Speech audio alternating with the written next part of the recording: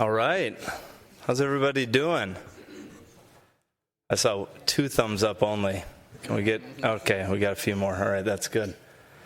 Welcome everybody to the March 26th, 2025 City of Edina Planning Commission meeting. On behalf of the rest of the commission, we are grateful that you are here in person, and to those tuning in remotely. I say that every time, but it's your curiosity, your participation, and your feedback that is crucial to this process as we navigate how to use our land in the best way. So without, I guess, further ado, we have 3 public hearings tonight. They cover a range of items: sign variances, a building expansion, and a rezoning, subdivision, and site plan for Opus. It's important to know that your feedback matters. We have an engagement website with the city, www.bettertogetheredina.org. That is your portal to sharing information, to learning about upcoming projects, ones that are in process, and ones that have already finished. Any feedback that's shared there makes its way to us, and we commit to you guys that we consider that feedback as we make recommendations tonight regarding those public hearings. I'm going to do a quick rundown of the agenda so you know what to expect, and then we'll get right into it. We'll begin with a call to order, a roll call, an approval of tonight's meeting agenda, followed by the prior meeting minutes. We have special recognitions and presentations tonight, which is the election of our officers, something we do annually. Then we have community comment, which is your chance to talk about a matter not on tonight's agenda. You'd have 3 minutes to do so. After that, we have the 3 public hearings, and I'll get into the specific process of those and what to expect when we get to that point. Then we wrap it up with chair, member, and staff comments, and then adjournment. With that, we'll call this meeting to order. And then roll call. Commissioner Nelson. Here. Commissioner Elkire. Here. Commissioner Padilla. Here. Commissioner Smith. Here. Commissioner Day. Here. Commissioner Bornstein. Here. Commissioner Felt. Here. Commissioner Hanneman. Here. Chair Bennett. Here. Next we have roll call. Or sorry, that was roll call. Next we have the approval of tonight's meeting agenda. Motion to approve the agenda. Second. All those in favor say aye. Aye. So moved. Next we have the approval of the prior meeting's minutes. Motion to approve the prior meeting minutes. Second. All those in favor say aye. Aye. So moved. All right, next we have special recognitions and presentations, and this is the election of officers. We discussed this briefly last time toward the end of the meeting. I just wanted to give a little transparency to the process, but the Planning Commission is an appointed body by the City Council. There's kind of a round of interviews, and they strategically pick to get a very wide breadth and depth of residents here. So every one of us is volunteering their time and effort and passion and experience and skills for the future of Edina. And so we have elections and new appointments that happen around March. So Commissioner Miranda rolled off of the Planning Commission, which is typically a 3-year appointment, and you can serve up to 3 sets of those. And we welcomed a new commissioner, Commissioner Nelson, last time. And Commissioner Miranda was the vice chair. I serve as chair. So we need to find a new person to step in for vice chair and to kind of think about the future. And what we talked about last time is, since I've kind of filled a vacated role to begin with, and I've served on the commission for about 9 years, I don't plan on serving as chair the whole way through and then just leaving. I'll step down probably in a year, so I conclude my last 2 years as kind of a past chair role. So just keeping that in mind, this vice chair that we'll be electing is someone who is expected soon to kind of carry forth with these responsibilities. And then the incoming vice chair after that, as we just think ahead, would be the next one in line. And so there's 2 particular commissioners that were interested, Commissioner Elkire and Commissioner Smith. And from what we talked about last time, there's kind of mutual support for Commissioner Elkire to step into the vice chair role. And I'd offer, again, time to both Commissioner Elkire and Commissioner Smith just to chat about that. And then I'd be happy to make a motion for Commissioner Elkire as vice chair after that. But just let you guys get to know a little bit about your commissioners here. I could start. Thank you, Chair Bennett. I know in the last meeting we did discuss a vice chair role, and being on the commission for about 2.5 years or so, I certainly wanted to support and step up and support the work that we do. And so I put my name in the hat, and I know Commissioner Elkire did as well. And he served on the commission for a much longer time period. And so he has a lot of experience and same kind of passion, and I think he'd be a great chair. So I think as a team, we all kind of felt pretty positive that Commissioner Elkire could step in as vice chair and hopefully succeed when Commissioner Bennett leaves. So with that, I am in full support of Commissioner Elkire moving into the vice chair position. Thanks, Commissioner Smith and Chair Bennett. I can't remember exactly what I said 2 weeks ago, but just in a nutshell, as Commissioner Smith said, I have some experience both in this term and a prior term before I went to Utah. And I don't have any grand agenda for change. I think Jimmy does a fine job. So I feel like it's more a continuation. And I do have the interest and the capacity. I don't really have a day job, except maybe 15 or 20 hours a week. So I'm excited and honored to have the chance, and that's about the long and short of it. Great, thank you guys. Anyone else have any comments? Otherwise, I'd be willing to, I guess, move to nominate Commissioner Elkire to vice chair. Second. All those in favor, say aye. Aye. Opposed? All right, motion carries. And then do we have to confirm? You need to elect a chair and a secretary. Okay. So we have a current secretary, Commissioner Bornstein, and you're good serving that out again? It's up to everybody else, but I think I signed one document over the last 2 years I've served, I think, in that capacity. I'm happy to continue doing that if people feel like that signature I put on that piece of paper was, up to speed. Well, with that, I definitely nominate you. Vigorously second, yeah. All those in favor say aye. Aye. So moved. All right, I guess then re-elect myself as chair, but I can't do that. I would make a motion to elect Jimmy Bennett as chair. Second. All those in favor say aye. Aye. So moved.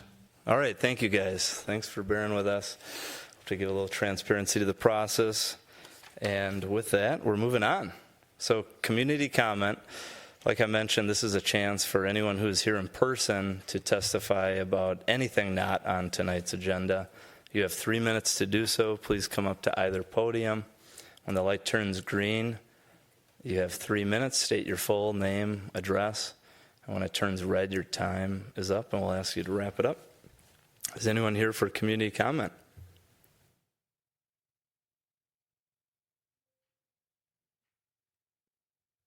How long do I wait till someone comes up? All right, I think that's good. We will move on from community comment right into our public hearings. So like I mentioned, we have 3 public hearings and what you can expect for each one. Again, we take feedback not just for projects, but also process. And we've had feedback over time, like what can we do to kind of speed this process up besides me rambling on and on and on. One of the things that we can do is kind of combine some of the Q&A that we have for staff and then followed by the developers. So we're going to try that tonight. So for what to expect, with a public hearing, an applicant, which could be a resident, the city, a municipality, a developer, puts in an application to do something that doesn't conform to our current codes. Staff puts together a bunch of facts and findings in a staff report, and then they consolidate that into a presentation that you're about to see tonight for us. And so how we'll switch it up tonight is after they do that, then we'll offer the chance for the developer, the applicant, or whoever to come up, give their presentation, and then both parties can kind of stand for questions so we can be a little more efficient with time there. After that is the public hearing, so that's your chance for anyone who's here in person or tuning in remotely, and we'll give you the password and stuff once we get to that, to testify about the matter. So you'd have 3 minutes to do so, similar to community comment. After that's up, then it comes back to the Planning Commission to deliberate, and we'll make our decision, which is a recommendation for approval or denial of the request at hand. And with that, Planner Rocker, take it away. Thank you, Chair, members of the Planning Commission. This is a variance request for 4300 West 66th Street. It is the Edina Aquatic Center. It's actually the pump house building.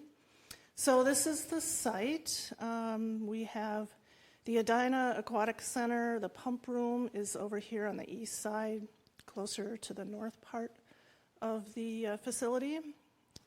There's West 64th Street that comes around the parking lot and around the swimming pool, and it's in between the pond and the pump house, and then goes north and then continues on.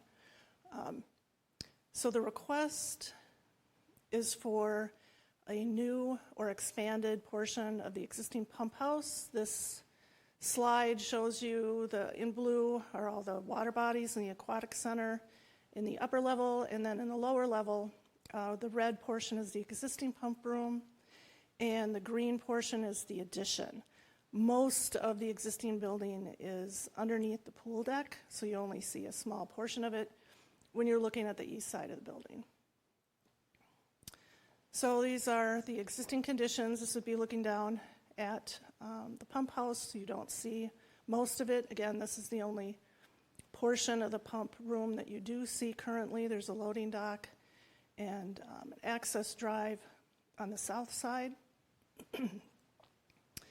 Here are some photographs of the existing conditions. This is the east side of that pump house building. This is the portion of the building that is actually not underneath the pool deck. You can see the pool deck further back, with most of the building underneath that pool deck. And again, driveway, loading area. Some more views, the pump room site as you're looking northbound on West 64th Street, also southbound on West 64th. If you're up on the pool deck looking down east over by the pond, and then again, an east elevation. The applicant, HGA Architects and Engineers, on behalf of the client, City of Edina, is requesting an 11.5-foot variance from section 36-1268, requiring a 50-foot setback from the ordinary high water elevation of the pond for a proposed pump house room facility replacement and expansion. The pump house room is located east of the original pump house room and situated between West 64th Street and the pond. So here are some photographs of the existing conditions in the interior of the building. And another one. The following slides include the exterior and interior photos of the current building. HGA Architects and Engineers were contracted by the city to perform conditions assessment of the existing pump room. The report outlines several critical deficiencies, and you can see them in the photographs, to the structure, mechanical and physical condition, and it's operationally outdated. The Aquatic Center opened in 1958 with some of the current infrastructure 67 years old. The original pump room has undergone retrofits over time and additions over decades, but years of exposure to the corrosive gases and a very limited headroom and height in a range of about 8 feet to 9.5 feet makes the space unsuitable for current equipment. This is a slide of the proposed main floor of the site plan of the expansion. It shows the setbacks of the new portion of the building. The minimum setback is 50 feet. You can see the blue line, which is the minimum setback from the pond. This is the portion that overlaps into the setback area.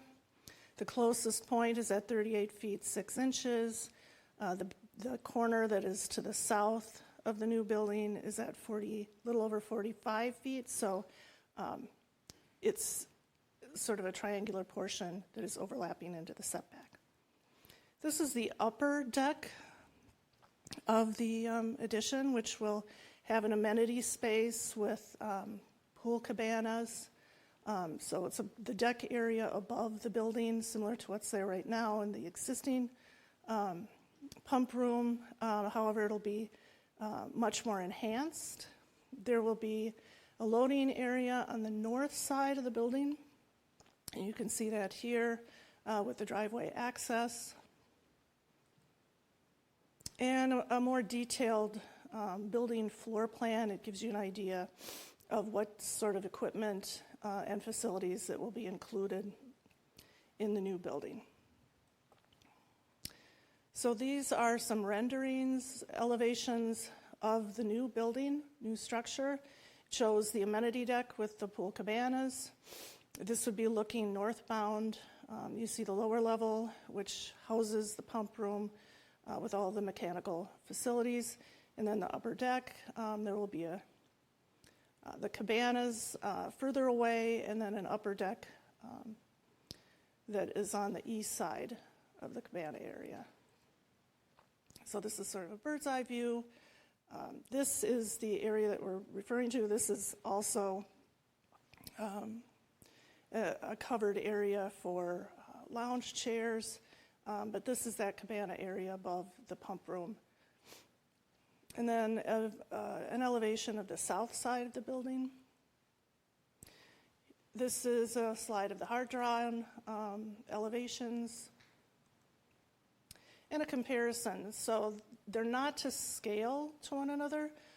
This is an existing cutaway of the pump room, and it shows that there's ceiling heights of 8 feet and 9.5 feet, which are subpar for the equipment that needs to be installed. And then, the proposed building with an increased ceiling area, and again, amenity deck above.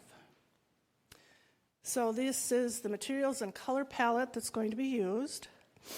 And it will be consistent with the bathhouse that is above along the pool deck. This will all be graffiti resistant for the pump room area. So staff does recommend approval.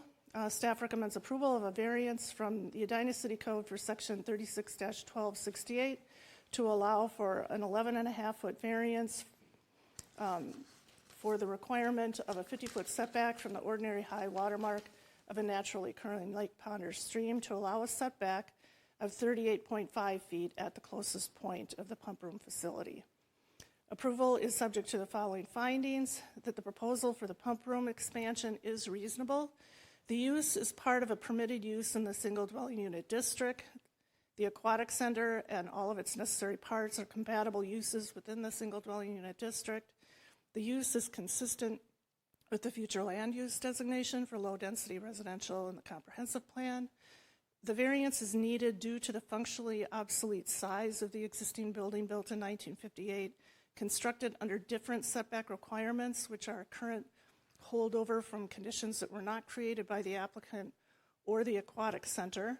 Prior to 1990, the setback required from the ordinary high water elevation of the pond for the pump room was 25 feet and conformed at the time. The variance is to allow the expansion of the proposed pump house space that will not alter the essential character of the locality. The new pump house with the upper pavilion will enhance the user experience of the center and address current operational deficiencies with minimal intrusion into the setback. Approval should be subject to the survey plans and engineering submissions attached to the staff report dated February 21st, 2025. Watershed district approval and conformance with the city engineer's building permit review and conformance with the tree plan as part of the building permit. And with that, I will stop and answer questions you may have. Thank you very much, Chris. Great presentation. Like I mentioned, we're going to offer it up to the rest of the project team or applicant to come forward. If there's anything else you'd like to add. No? I see a lot of head shakes to the side. No? All right, gone. Okay. I guess if any commissioners have questions right now for staff or the rest of the project team, this would be the time. Commissioner Day. You know why we changed from 25 to 50 feet in 1990 for the setback? It was mandated by the Department of Natural Resources. It's not something that the city had a choice. Okay. All right.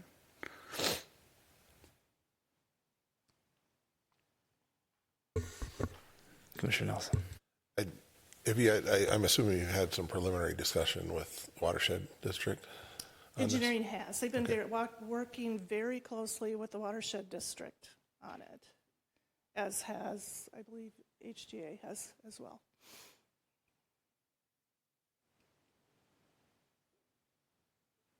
No other.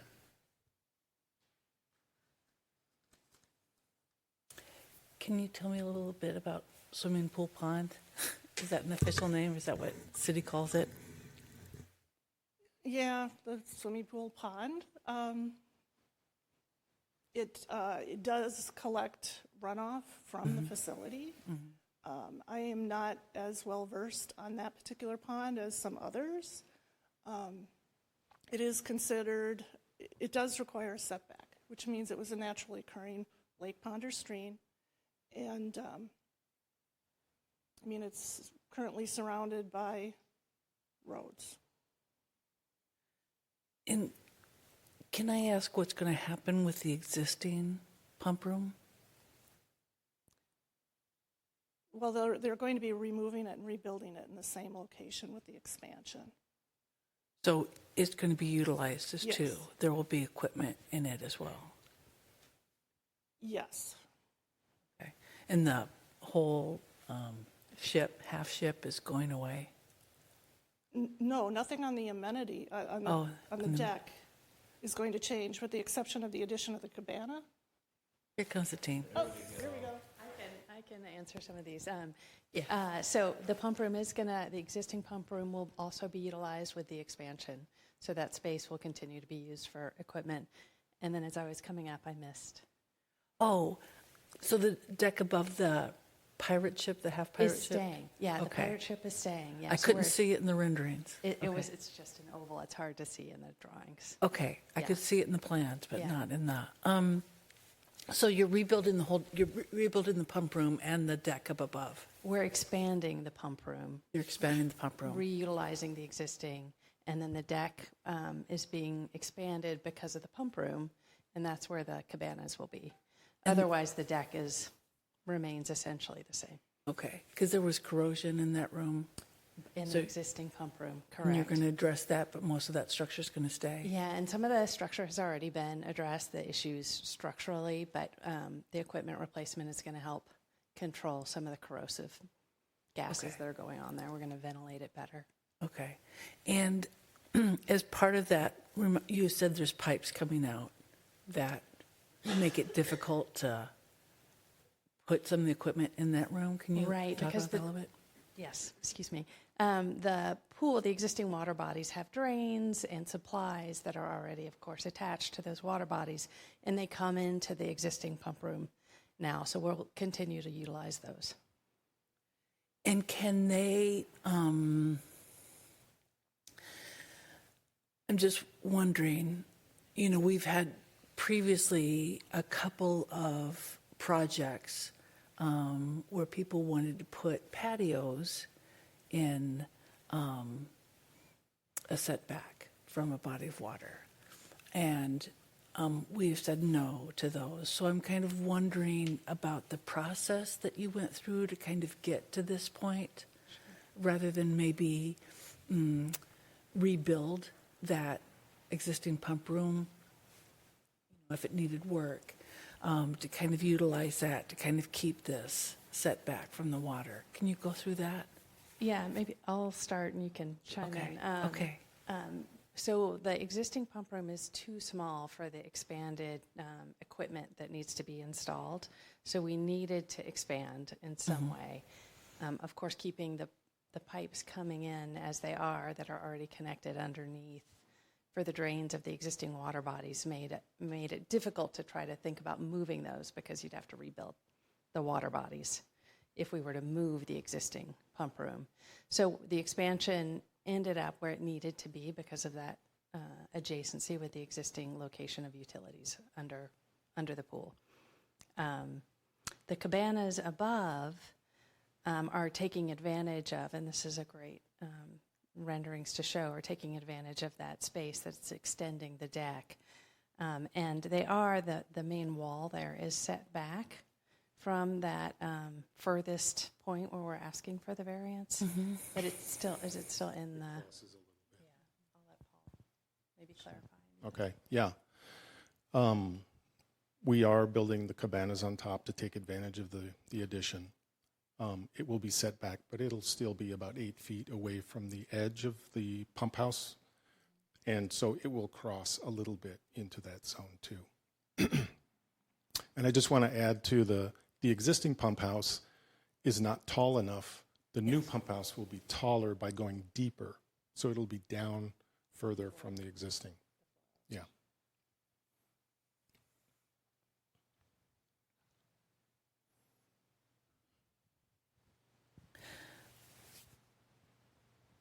I'm going through my questions.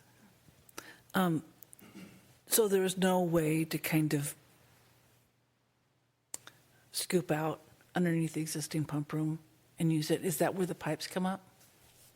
They come in the sidewalk. Yeah, I mean, there are filters in these rooms, so the water is going from the pools. There's several pools. Goes into the pump house. It's filtered and sent back. There's no way to really dig deeper in the existing pump house because we'd be undercutting the main pool. It's built right up against the edge of the pool. So the edge of the pump house is the pool wall. So we can't really reasonably dig deeper right there. We'd be undercutting the pool and be very expensive to try and reinforce the pool. Probably have to rebuild some of it. Okay, thank you. Can you tell me a little bit about the bur oaks too? There's a part of this that was talking about doing digging out for water. Infiltration basin? Yeah. Yeah. Yeah. So right now, the water from the drains around the pool, let's say the pool deck, they drain out to the pond. And with this project, we're going to be adding an infiltration basin, and 5,000 square feet of area is going to drain into the new infiltration basin. Will be filtered and cleaned, and then it will go into the pond. And is that going in where that kind of parking area is? So you're not kind of cutting into any, you're just taking out that parking area for the infiltration basin and not cutting into the, okay. When are you planning on doing this? So we're almost done with the CDs. We're going to be putting it, it's going to be bid on. They're looking for a CM right now. And then in the fall, we'll be bidding. Because there was talking there, like some trees, I know Edina has a tree ordinance and they're very careful with their trees and people have to go through it, right? And so like the best time to cut roots for bur oaks is in the spring. And I suspect there's some roots kind of heading towards the pond rather than the other way. So that's my question about the bur oaks.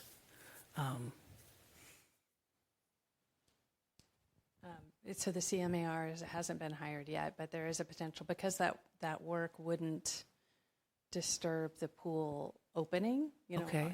Being used. Perhaps there could be a way for the trees to be removed before real construction starts in the fall. So that could speed up, but then I know there's other issues with nesting birds and things we'd have to take into account. Yeah, you're not thinking of taking down the bur oaks. I don't think so. Sorry, I just know there's some where the basin is trees. We do have a protection plan. yeah. Okay. Okay, thank you. Sorry, yeah, not to confuse the matter.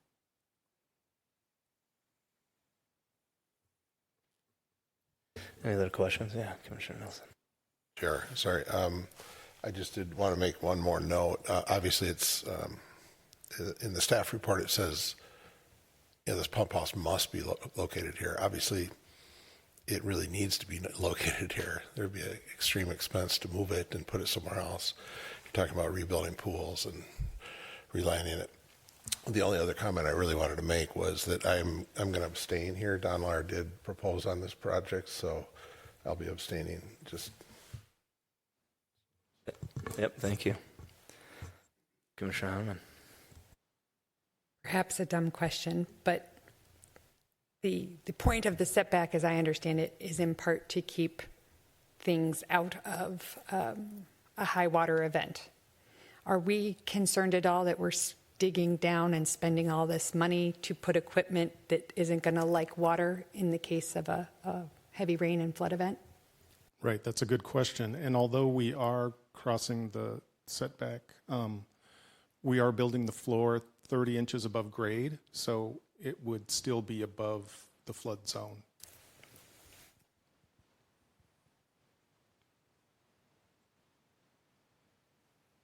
Hi, thanks again. Just a quick question about safety. When I would always frequent this. I have a membership. Summertime, it's the best time to visit the Aquatic Center. There's a ton of kids running around. I'm looking at the cabana. I just want to get your sense of safety, right? So we have the railing there. Do you have any concerns at all with, kids climbing over that thing, running out into the street, climbing up to get into the Aquatic Center? Just talk to me a little bit more about, the design and just the thinking on how it's going to be used, and any concerns at all you have with safety, folks getting in or getting out from that side.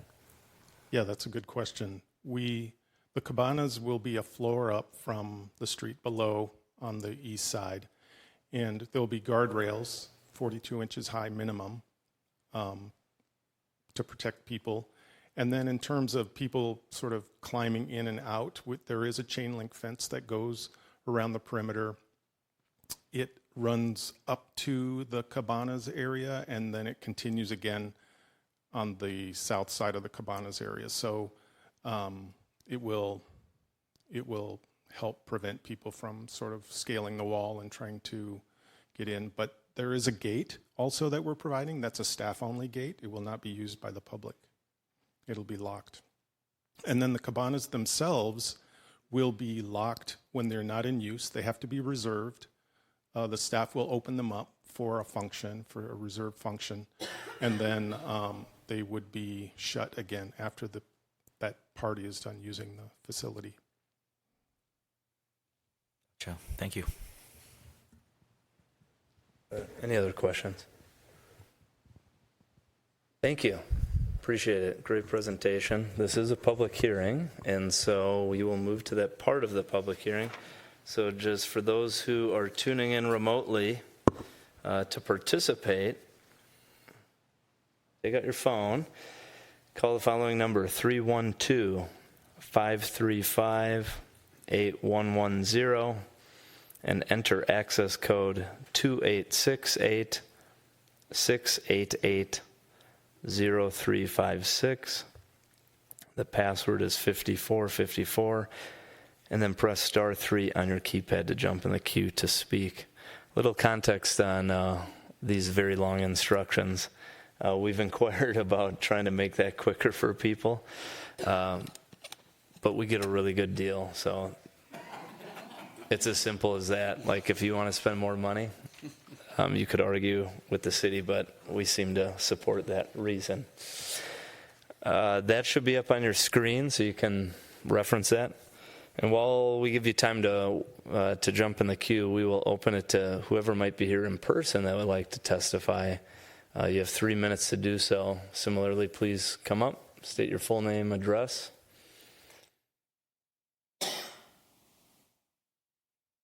All right. Seeing no one rushing to the stand. Do we have anyone in the queue yet? We do not. Should we give it 1 minute? Yeah, we'll give it a minute. If anyone knows a great elevator music person, we're all ears.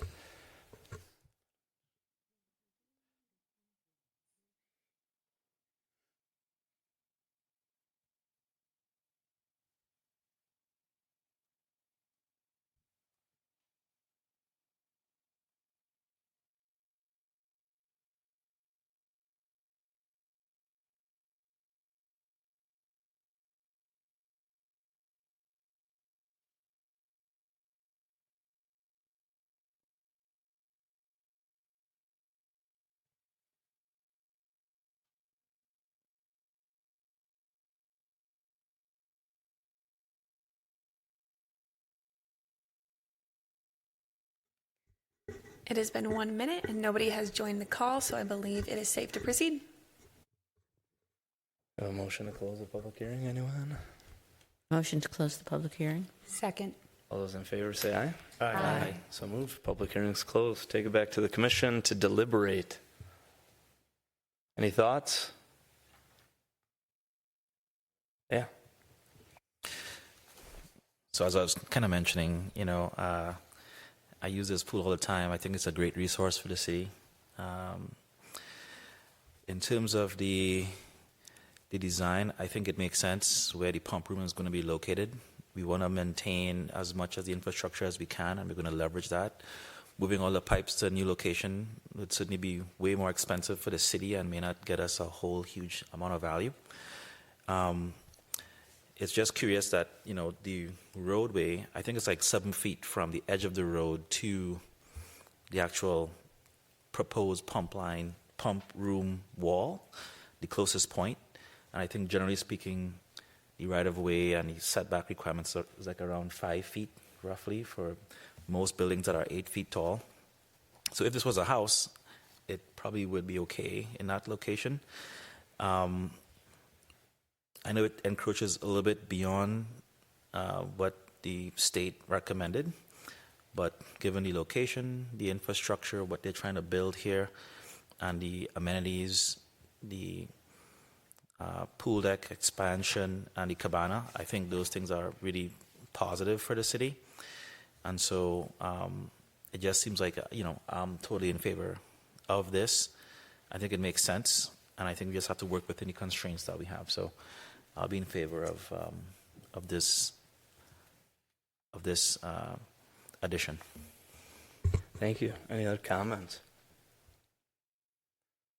Commissioner Felt?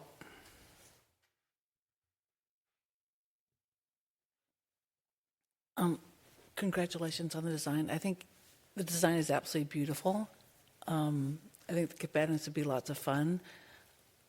I'm kind of struggling because we have previously on a couple of occasions, and the city has recommended against putting things in high water level areas.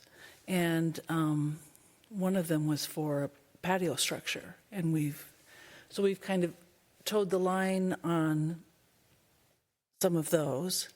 And I understand that the pool is an important piece of the city, and it is for the enjoyment of quite a few people. So I'm struggling with it a little bit. I mean, there's been no kind of cost-benefit analysis or social benefit analysis to this piece about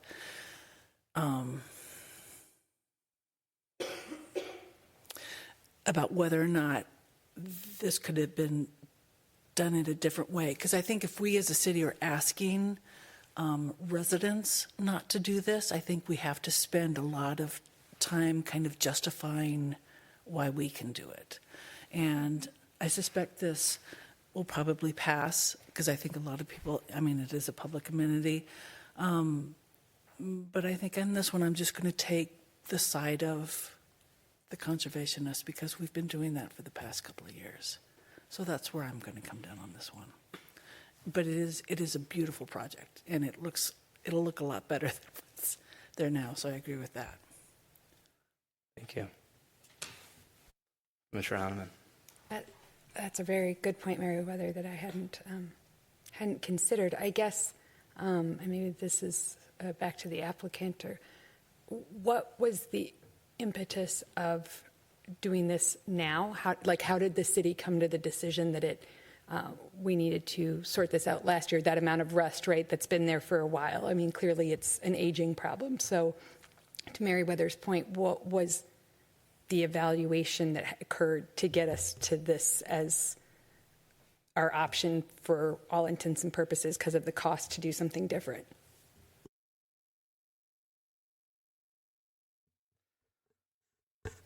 We could get the answer. I just want to interject with maybe a way to think about this too.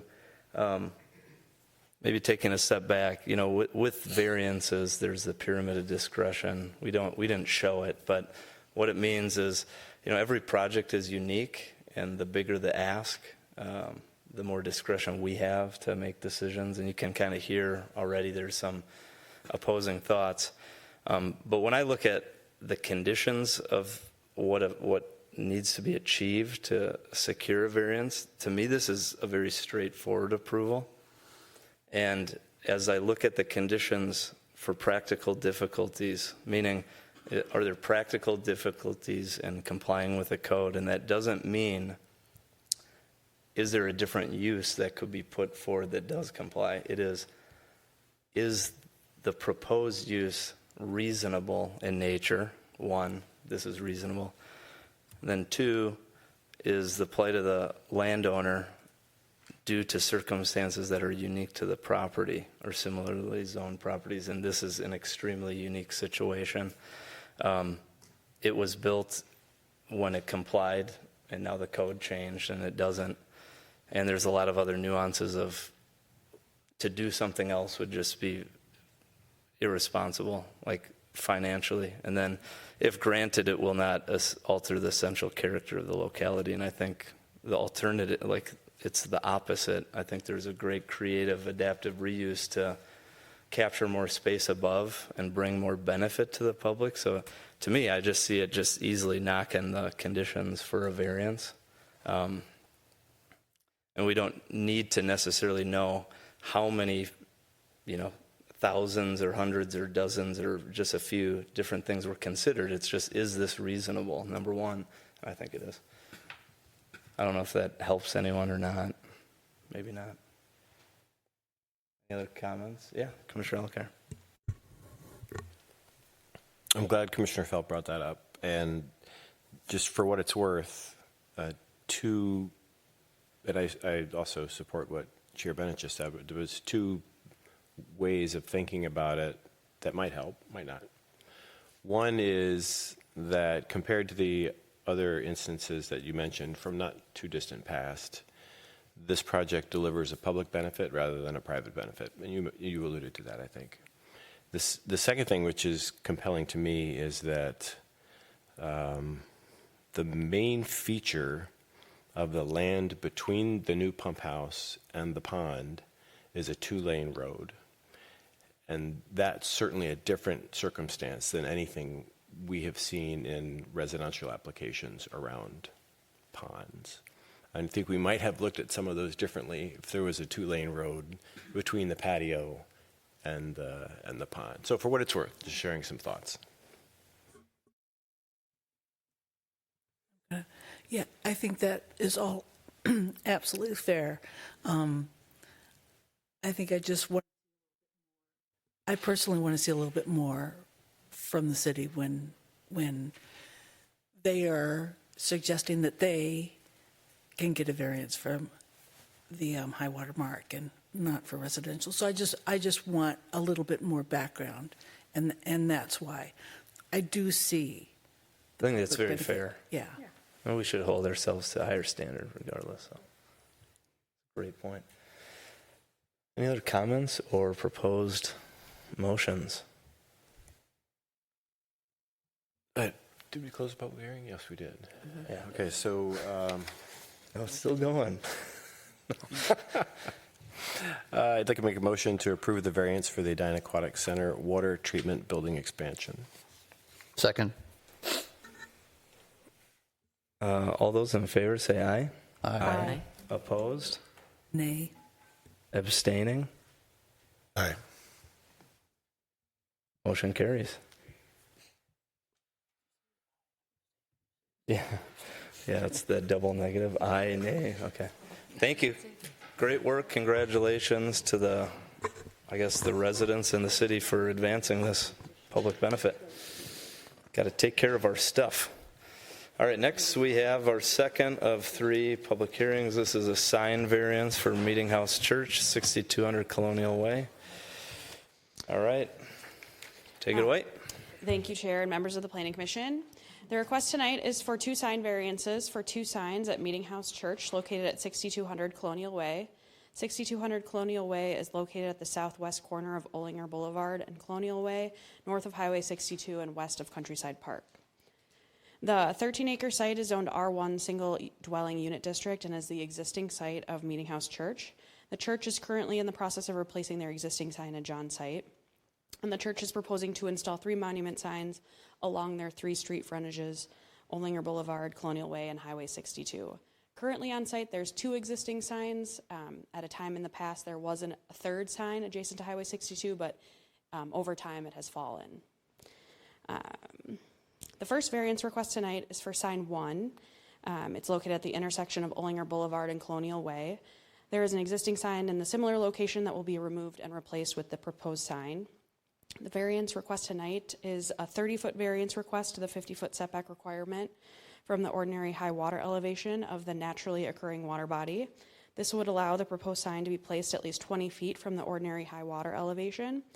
Engineering staff has reviewed the proposed location of the sign and did not have any concerns with the location of the sign in proximity to the body of water. In this instance, the 50-foot setback, as well as the required 20-foot setback from the curb for signs, would not leave any space for a freestanding sign at the corner at this intersection. There's also a 10-foot drainage and utility easement that the applicant is avoiding with the proposed location of the sign. The second variance request tonight is a sign height variance for sign number 3, the proposed sign that's adjacent to Highway 62. The request is for a 6-foot height variance to allow a 14-foot tall monument sign. The applicant is requesting the additional height for sign 3 due to the elevation of Highway 62. The additional height will allow for the sign to sit 8 feet taller than the center line elevation of Highway 62, which is the allowable height for monument signs in the zoning district. The proposed signage meets all of the requirements of the city's sign code, and it is a condition of approval that the signs that are illuminated would have to meet the illumination requirements of the city sign code. Staff believes that the requested variances are justified. The purpose and the intent of the code is to allow for monument signs that provide visibility without causing impacts on safety or sightlines. The requested variances would be in harmony with the general purpose and intent of the code, and the use of the property would remain consistent with the comprehensive plan. There are practical difficulties in complying with the city's ordinance. The elevation height for sign 3 is reasonable due to the difference in elevation of Highway 62 versus the subject property. The applicant is requesting the additional height so the sign is visible 8 feet taller than the elevation center line of the road. The additional height for that sign is needed for visibility. The location of sign 1 is in a similar location of the existing sign on the site at the corner of Olinger and Colonial Way. The proposed location of the sign sits much higher than the body of water and won't have any negative impacts. Like I said, the city's engineering department did review the sign location and didn't have any concerns with the sign in proximity to the body of water. In each situation, the circumstance is unique to the property and is not created by the landowner, and the proposed signage will not alter the essential character of the locality. So tonight, staff's recommendation is to approve both of the requested variances based on the findings and conditions outlined in the staff report. And I'll note again that one of the conditions of approval is that the illuminated signs would need to meet the city's illuminated sign requirements of the sign code. And with that, I can answer any questions, and the applicant is also here tonight. We'll welcome the applicant forward too if there's a separate presentation. Or if you'd just like to share some words, please come forward.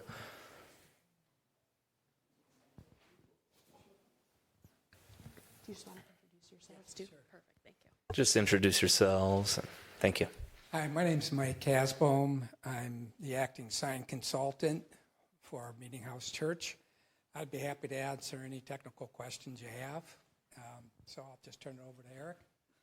And my name's Eric Hansen. I'm the facility manager at Meeting House Church. So I'm representing the church here tonight on the replacement of these signs. I think she did a wonderful job summarizing anything that I would want to put in there in terms of detail. But I'd be happy to answer any questions about that as well. These are signs that were permitted back in, I think, 1977 when the church was originally built. And we're basically just trying to replace the ones that are there in the same locations with similar signs. Thank you. Any questions, commissioners, for either party? All right, Commissioner Elkar. So if I understood the materials correctly, the signs 1 and 2 are video signs, and sign 3 is not. Correct. Okay. And the sign 3, in probably 90% of the images I saw, was parallel to the highway, but one of them looked like it was perpendicular. So it is parallel to the highway, right? Correct. At one point we were looking at maybe double-sided, but we have arrived at just doing a single-sided, basically parallel to 62. And that sign, we are intending to illuminate with solar energy and just backlit the lettering on the sign. So it would be just backlit with LED lights. Okay. Is that the old sign lying on the ground there? It is. Yep, it just fell over one day. Thank you very much. It's a challenge because the ground there is really swampy. It is around the church as well, and it keeps decaying. We lose about an inch a year in height of our sign, so that's why that one went down. Mike's won't go down, for sure. Just real quick, Earl, all the signs appear to be single-sided. It was a little hard to tell the one over on Olinger if it was double-sided or not, but it backed up to trees, so I assume it's not. Correct. That one will be double-sided. It has been single-sided at a little bit of an angle as you drive in there, but this one will be double-sided. It'll be perpendicular to Olinger. And double-sided. Okay. Yep.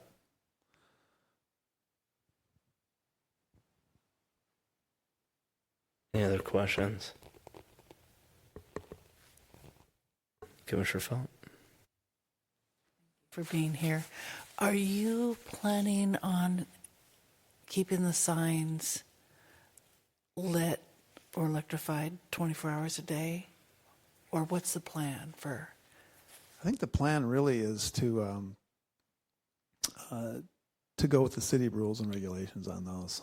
We may just turn them off at 10 o'clock at night. I mean, there's no reason probably it has to be on, but right. Really don't want flashing lights. I'm sure the neighbors don't either. So right. It's mainly so we can change some of our things once in a while with different services, different things going on. It's not to be a billboard that's advertising all the time. Okay. That'd be nice if it was turned off at 10. I don't know what are the... Yep, the hours of operation or hours are that the sign's turned off between 10 p.m. and 7 a.m. unless the use is open. Okay, thank you. And just to note that with the video board, it's also not allowed to be changed more than once an hour unless it's the time or date or temperature.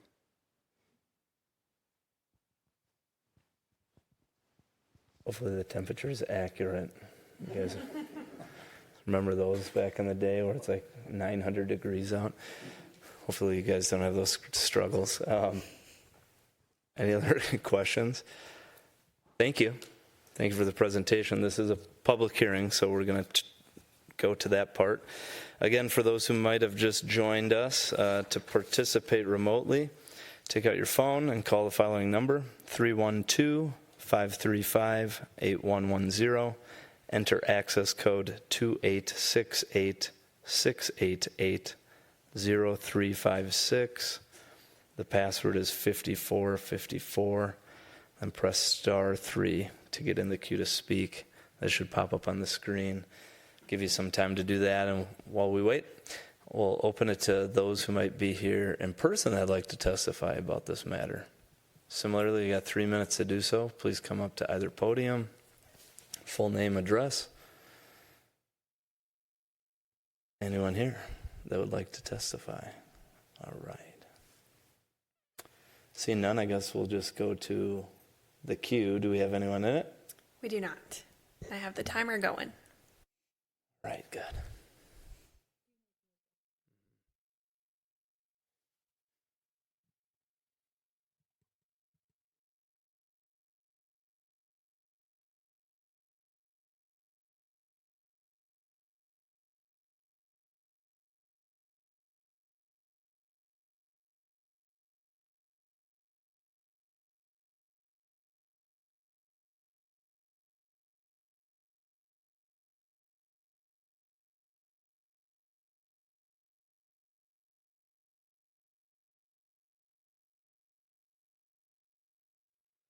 It has been 1 minute and nobody has joined the call, so I believe it is safe to proceed. I would concur. Do we have a motion to close the public hearing? Motion to close the public hearing. Second. All those in favor say aye. Aye. So moved. Public hearing's closed. Bring it back to the commission to deliberate. Any comments, motions? Yep, Commissioner Smith. So thank you for the presentation, and I was just making a comment here to Commissioner Alkire that he has a really good eye. I spent literally almost an hour yesterday trying to find that third sign. You hauled enough for that. Yes. I went on to Google and everything, and I was like, where is this sign? Because it just seemed odd to me, but it was literally just laying down in the image, and I didn't catch that. Yeah, so like the reason why that's important is, you know, this is a church where you could clearly see the bridge and the steeple from 494. So if I'm trying to find this church, I could see it on my approach easily, and that bridge is very iconic. You could, you know, it's kind of a thing that you clearly see. So I was questioning, why do we need a third sign if you have all the markers of where this church is going to be? But since, you know, Commissioner Alkire found it, after I spent so much wasting time on that, it makes sense now. So there's a need for it. So I'm guessing that some patrons maybe have trouble seeing it, maybe coming through. Having that sign just confirms that it's there. And so that totally makes sense that you're replacing it. And since it's at the highway level and it's a depression, you really can't see that from the street that well. So raising it up so it's more visible totally makes sense. So sign number 3, for those reasons, I think made sense. Sign number 1, you know, is just replacing it on the same spot. That water body is you know, I would typically play baseball there in Chowan Park. No, what's the name of that park again? Countryside Park. And I would park there, and I would see that sign sometimes. And that little depression where it is, it's not usually filled with water that much, right? And so I see replacing that sign making complete sense as well. So based on what you're trying to do, on the variances that you're asking for, with the elevating the sign to see it from the highway and replacing the signs closer on Olinger, makes sense. And so I'm again in favor of this. Thank you. Any other comments here? Commissioner Day? I'll just, I guess, summarize real quick and then probably make a motion. You know, as far as going through each of these signs and the ordinance around signage, nothing here stands out to me as something that would be negatively impact, safety, sight lines, nuisance, etc. There's obviously the difficulties in terms of the road grade, so that you want to be able to see the sign, the body of water nearby. Obviously, I think the use of the property is consistent with the comprehensive plan. So, in my mind, we fulfill all the necessary requirements for a variance to be granted. And I would motion to approve the requested variances to allow the setback from the ordinary high water elevation of sign 1 to be at least 20 feet and to allow sign 3 to be 14 feet in height. Second. Do we have any more comments or discussion? I said 394, I meant 62. Sorry. Okay. I guess I just had one comment. I'd likely, in terms of elevating that sign and illuminating it, it just seems like, I know we've had similar things in the past where there's been a double ask like that, and that just makes me a little uncomfortable with the discretion I have. Typically, we don't need to favor illuminating, like for the highway sign. Is the illumination an ask, or like in terms of something that would be beyond the current sign requirement? I mean, they're backlighting the signage, but this isn't above and beyond. There's nothing restricting them from doing so. So they'd conform to the current. Right. So the only ask is the height variance. Yeah.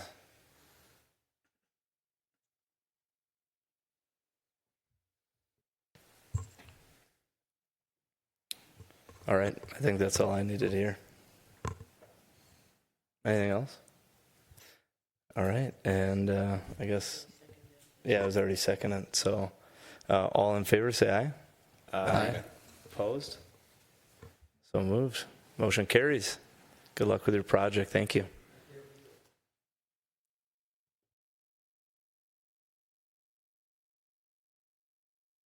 All right, next we have our third and final public hearing. Similar process to the previous. This is for a few requests for 5100 Eden Avenue. Planner Teague, take it away. Thank you. Okay, thank you, Chair, members of the Commission. This is a site you're familiar with in the Grandview District. It's unique. It's the Eden 100 building, also known as the building on stilts, located on Eden Avenue, just on the west side of Highway 100. So it's a very unique site in that it's surrounded on all four sides with roadways. There's the off-ramp off Vernon and Highway 100, the entry ramp, Eden Avenue, and Arcadia. It's just east of the former public works site that sits vacant today. Here's a look at the building. Mainly all paved today. Parking underneath the building. It's guided in the comprehensive plan for a mixed-use center, all this purple area. The current zoning on the site is planned office district. The orange area, the public works site to the east, is planned industrial district. To the north, planned commercial district. You may recall this site received a preliminary rezoning from the POD to a PUD. It was for a housing project, and I'll show some slides of what that looks like here in a minute. Same goes for the public works site. Preliminary rezoning was granted for that site for the cooperative housing, the restaurant, and a park. Both of those projects did not move forward, so there was no final rezoning. So the existing POD is the zoning on the site. Within the Grandview District Development Framework, also mixed use, and these are some graphics of what was contemplated for possibility of being built on that site. Housing along the street, some renderings with some housing. There was also some thought of Chair Bennett's favorite slide here. But talk of either residential or office on the site as we went through that process. We also did the transportation study in this district. There is a new frontage road planned on the west side of Highway 100. All of that can be accomplished within the existing Highway 100 right-of-way, so there's no additional land needed with this project. Here's a look at the housing project that was approved. It's 6 and 7 stories, 7 stories on one level. There was a little retail space along Arcadia, located right here. Here's a site plan, so that the mass of that building is quite a bit larger than what's being proposed. Also note the setback here. There was a 10-foot setback for this entire length of the building. So here's a look at the proposed structure. So they would tear down that existing building. It's about 38,000 square feet, the existing building, and build this 112,000 square foot office building. There also would be retail space potentially, about 6,000 square feet, potentially a restaurant also, located here on the corner. So note the expanded sidewalks, green space along the roadways. The applicant, as part of their presentation, actually their pictures are a little better than this, so you'll see some enhanced imagery as part of their presentation. Primarily a glass building. Here is a look at the site plan. So with one access off Eden Avenue here, another off of Arcadia. The bulk of the building is set back with that one-story commercial space located here. So this request requires rezoning from Planned Office District to Planned Commercial District 2, a subdivision or new plat. There's 7 lots currently on that site, so they're going to consolidate them into one with a new plat, a site plan, variances on all 4 sides for the building, a variance from our floor area ratio requirement of 2. They're proposing 1.5 is the requirement. They're asking for 2. Variance on height to allow 81 feet. 48 is required. And a variance for the building materials. As I mentioned, it is primarily a glass building. Also a variance for screening and setback requirements for utility equipment. So looking at our pyramid of discretion, this is a rezoning, so the city does have discretion here. Variances and the subdivision also have some discretion as well. So I wanted to show the compliance table and compare the proposal with that previously approved PUD. I talked about the setbacks. Setbacks, basically flexibility through the PUD was granted on that project. The previous project was 82 feet tall. This is 81 feet. Building coverage is about the same, a little bit less. The floor area ratio of that previous project was 3.2. This is 2. Parking is code compliant. Even if a restaurant goes into the site, the project would be code compliant for parking spaces. They would meet the first floor building height. There was some flexibility there for the residential building. 13 feet was the first floor. This one would be 20 feet. And again, flexibility on the materials. Or a variance. So here is the required setback, the solid red line. So the encroachment into the setback is just these kind of point intrusions into the setback. And in this location here, it's not that solid wall that was previously approved. There's some unique circumstances with this property. All 4 sides with street frontage. We've got the highway frontage to the north and to the east. There's also quite a large right-of-way along Eden. It's about 30 feet.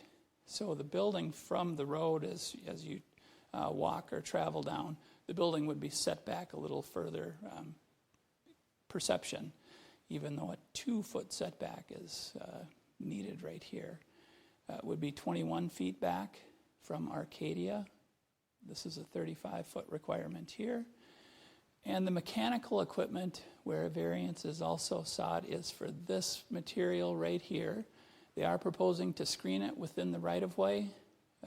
This would need to be approved by MnDOT to allow that screening within the right-of-way, but that's where that variance is located.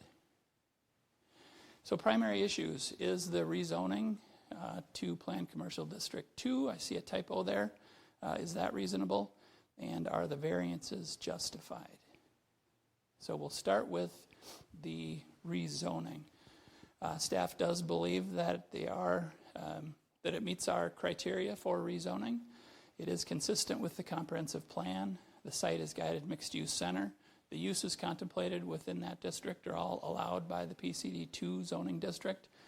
The project would advance comprehensive goals to create a vibrant pedestrian-oriented development in the area.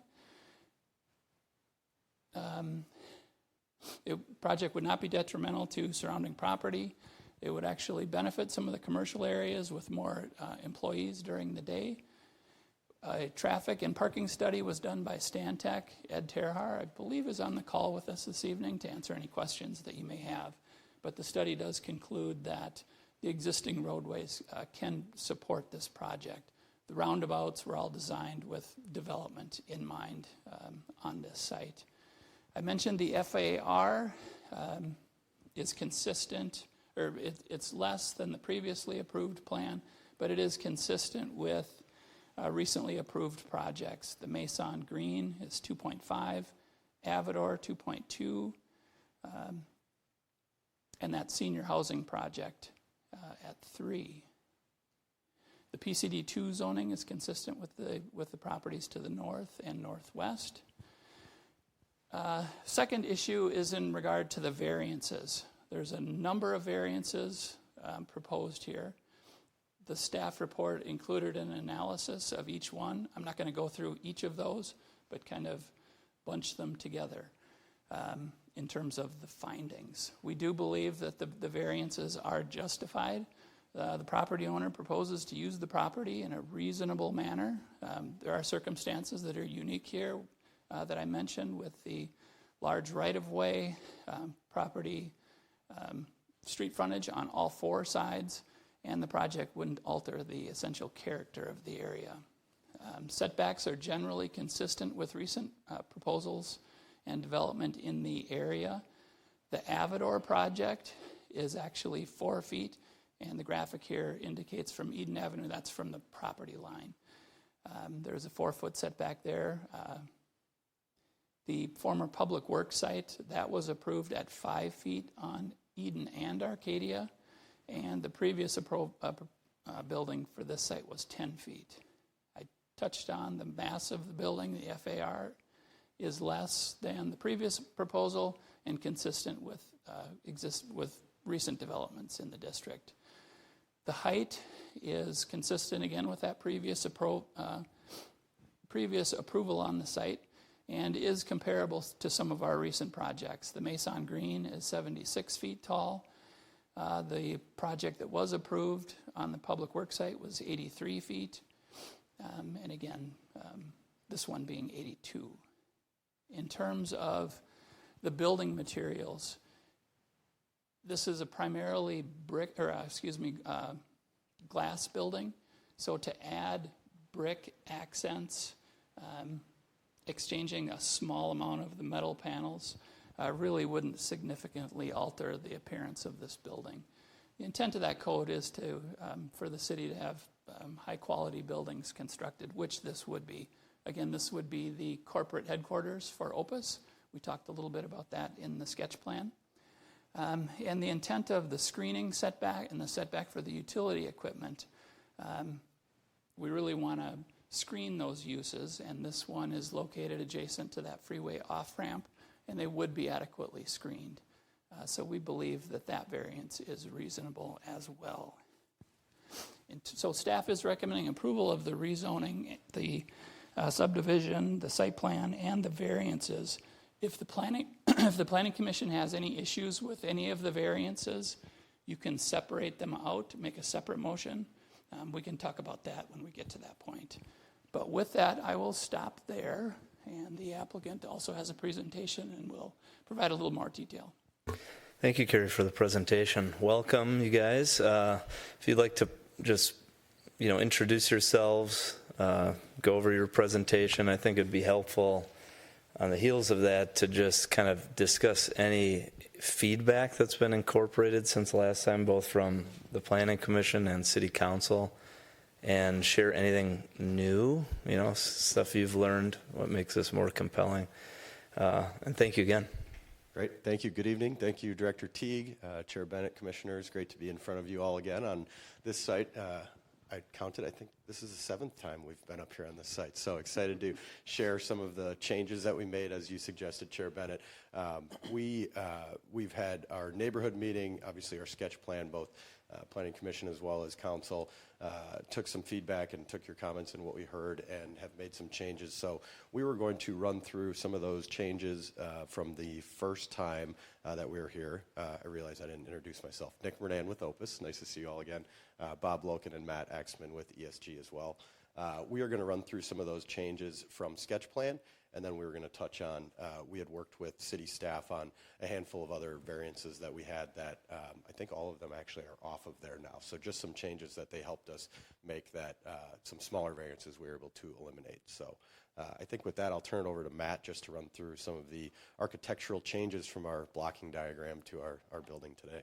Yeah, a little bit different looking building from the last time you had seen it. So really, I think that the kind of primary comments at sketch plan were this emphasis on Arcadia and really kind of celebrating that in the pedestrian realm and really kind of amping that up a little bit. So a big part of it was shifting the building and the podium itself to really increase that setback along Arcadia.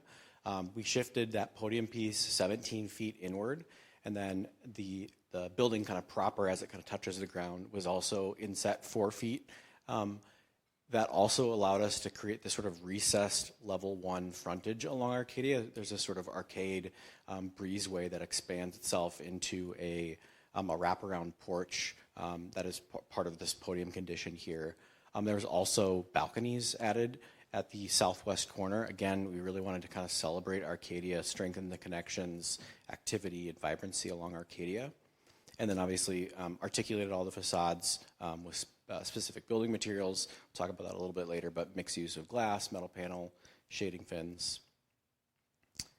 This next site plan, which was also in the previous presentation, but we moved the front door onto Arcadia as well. We talked a little bit last time about creating that porosity and that connection directly on Arcadia. We also moved what was some surface parking stalls 20 feet away from that property line, alleviating the variance that we had kind of worked through with staff. And then additionally, if you can kind of see it at letter H there, that is the new proposed location of our loading dock. So the vehicles will actually be tucked under the building, so out of public view. So that was also one that we were able to kind of work through with staff. And then also we shifted the sidewalk inward a little bit. Oh, there you go. Shifted the sidewalk inward a little bit to really create an opportunity for some site trees along the edge there, which currently don't exist. But in doing so, with the building shifting, we still had ample space between the building and the sidewalk to really celebrate the groundscape and really, hopefully some of these renderings will show it, have some really unique landscape elements. So this one is just really quickly just to kind of talk through what is the design concept summary. So overall, the building massing is relatively simple. It's this portion in green here is kind of sliding in and being tucked under the building proper. And just so that we're all kind of talking the same lexicon, we started naming this the dock. It kind of represents this, it's a more natural material when we see it in the renderings, and it kind of juts out onto almost like a body of water within this sort of sea of greenery. And we really like the idea of celebrating the sort of Minnesota ties with this dock reference. And then, again, still celebrating the building on stilts or the Palo-T from the previous building. And then when it comes to landscapes, we've worked with Damon Farber and our whole team to really start to kind of dive into what is the planting palette, intermixing shrubs, pollinators, tall grasses, and creating a little bit of color and variance in the landscaping. And again, the additional setbacks from sketch plan that we had worked through with your team really allowed us to really celebrate the landscape here and create more opportunities for those pollinators and create a little bit of kind of color in the landscape. We've also still proposed a kind of an area of respite at the crest of the pocket park, so to speak, here with this seated bench element that's pulled off from the roundabout to allow for a little bit more safety from the road. This rendering just showcases the topography as it moves north to south, so you can kind of really see the topography as it drops off and the dock element as it sort of protrudes out into the space. Here is the primary entry. Again, we relocated the door to be on Arcadia itself so that we can celebrate the Arcadia streetscape as an opportunity to kind of pull people in. And then additionally, once you're up on that breezeway, you can make your way all the way across onto that elevated terrace. Here's a view of the north side from the frontage road. And then lastly here, just kind of our hero shot of this dock element coming out, what could be a really celebrated space with beautiful landscaping and hopefully a great asset to the residents of Edina. I think that's everything. So we are open to comments, questions, and here to answer any questions you have. Well, thank you very much. It's nice seeing you guys come back so soon. Sometimes it's a long period of time between sketch plan and formal application, so we're hoping something successful goes there. Any questions for the applicant team or Carrie? Right now would be the time. I had one for Carrie. Do you know how tall the stilt building is currently? I do not. Greater than or less than what they're proposing? It should be less. It's definitely, okay. Yeah. Thank you. Commissioner Padilla. Nice to see you gentlemen again. So thank you for all that additional information. It looks like a beautiful building. There was a lot of discussion in the work that we looked at about how close you are to transit. And there was, most of the information said it was a quarter of a mile, and I understand that gives you, lets you change the parking numbers, a function of how close you are to transit. But then in the transportation memo, it said that it was a half a mile. So I was wondering, do we know, is it a quarter a mile or half a mile? And the second part of that question is there adequate pedestrian access to the transit stop that is impacting the number of parking spaces? Betty, anybody? Well, I'm seeing quarter mile just on Google Maps. On Google Maps, okay, because the transportation memo, which is, I believe it's a quarter mile, but we'll have to check on that. It's just off Eden by the library. okay, so I'll assume it's a quarter of a mile, and that was just maybe a misprint in the transportation memo.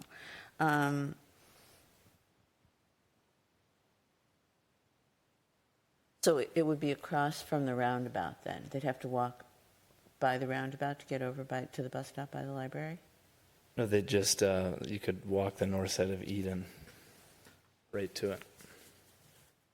Wouldn't that depend upon which direction you were going?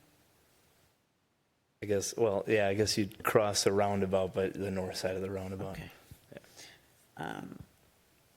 And it mentioned that you're going to be the lead tenant in the building. Do you have any idea about how much space you'd be occupying and how much you'd be looking to lease out? Yeah, we would lease about 30% or so, give or take.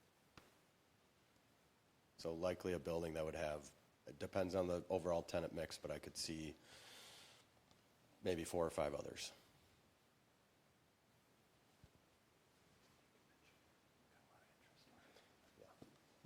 We do have a lot of preliminary interest, which has been great. So, you know, that's terrific. Yeah. In terms of like building materials, why glass? Why so much glass? How do you make that determination? Is that a function of utilities or exposure or cost or? Sure. From the development standpoint, and I'll certainly let the architects weigh in as well, the all-glass facade from a leasability standpoint within the office space is certainly the most desirable. That space is what people want, a lot of natural light.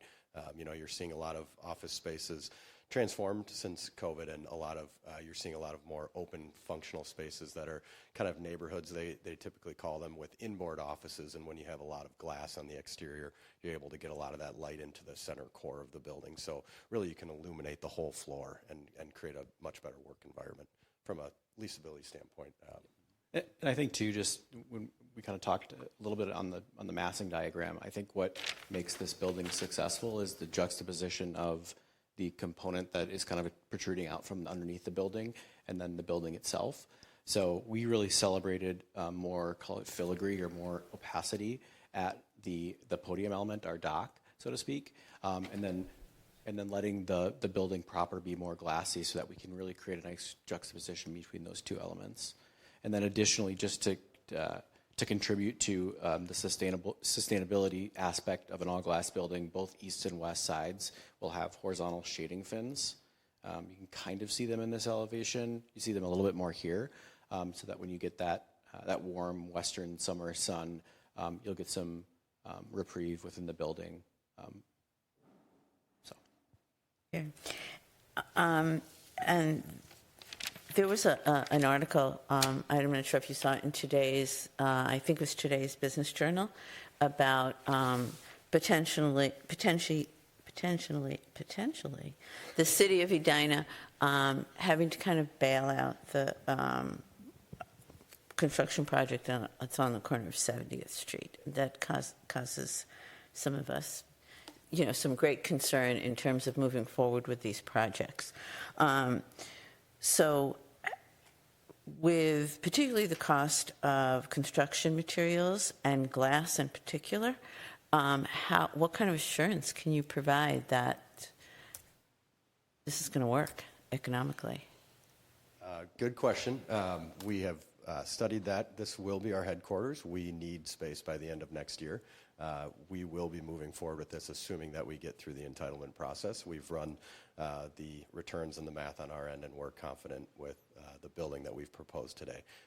There are factors that we looked at. We looked at a bigger building, a smaller building, more parking, less parking, really kind of dialed into what the market demands are of today, and we feel comfortable with this project moving forward. And we do not have a TIF ask out to the city for this project, so we will be fully moving forward private financed. Okay, thanks.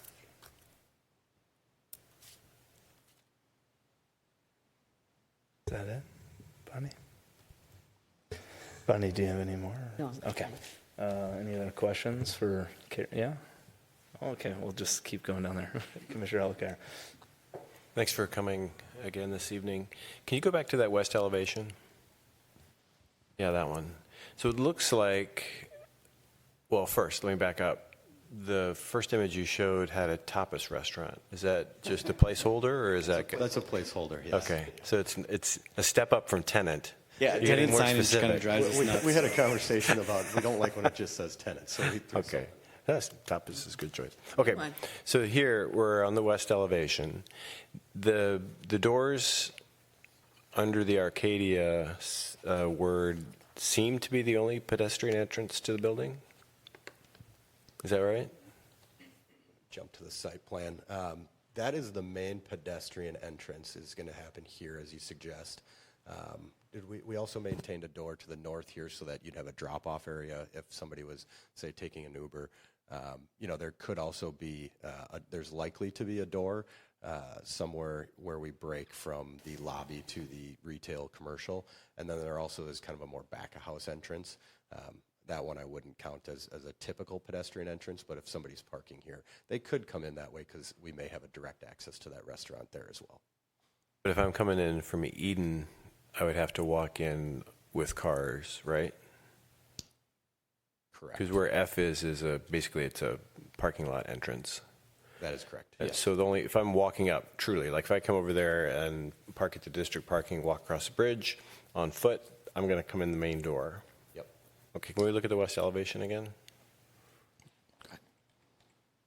So where about would that other door that you just mentioned be? It would be at There's the actually going to intersection? be 2 more doors, just because for some egress, like right where that cursor is now, there'll be an additional entry into the lobby space, and then there'll also be an additional door to the right of that for the commercial space on grade. So 3 points of entry on that. Okay. And also just to note that the intent of this is that if you were going to the commercial retail space, you still would also be able to use the main office entrance. The idea is the office lobby is open to the public and open to the restaurant space. So your security checkpoint to get into the office is just before the elevator. So the idea is that this is really all public space lobby area that flows into a restaurant. Okay, what I was mainly wondering about is like, I understand I can go in that door, but the side of the building, it seems like it should tell me pretty clearly where I'm supposed to go in, and I wasn't clear about that. It looks, from what on that drawing, it looks like I'm supposed to go in the main door because I didn't see any other doors. Sure. Yeah, I think this. We've got the landscaping here. You're likely going to have tenant signage. Right, and there'll be a restaurant door over there, which looks like a restaurant door. Right. Okay, I think that's pretty important. So, second related question: if I'm on my bike, where am I going to access the site? So, if you're an employee of the office, we have a bike room here, and then we're exploring locations for public bike stalls. We had parking here before that needed to be set back 20, so it scooted over. I think we wanted to explore some bike parking here, and then also looking at some of the kind of bike corrals right at the front door somewhere. Okay, so likely both on Eden and Arcadia? Yes, that would be the intent. And something else to note too is that those 4 parking stalls to the left of F there are likely going to be temporary parking stalls only. And so the intention would be if you're walking or biking, for instance, you have a relatively safe pathway. Once you get up the kind of secondary entry piece there, the whole dark green space would be paved. And so you can get to that vestibule and that bike room without having to traverse vehicles. Okay, thank you.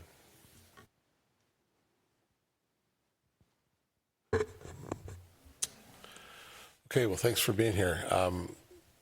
This is my second meeting, so I was not here at the last time, so nice to meet y'all.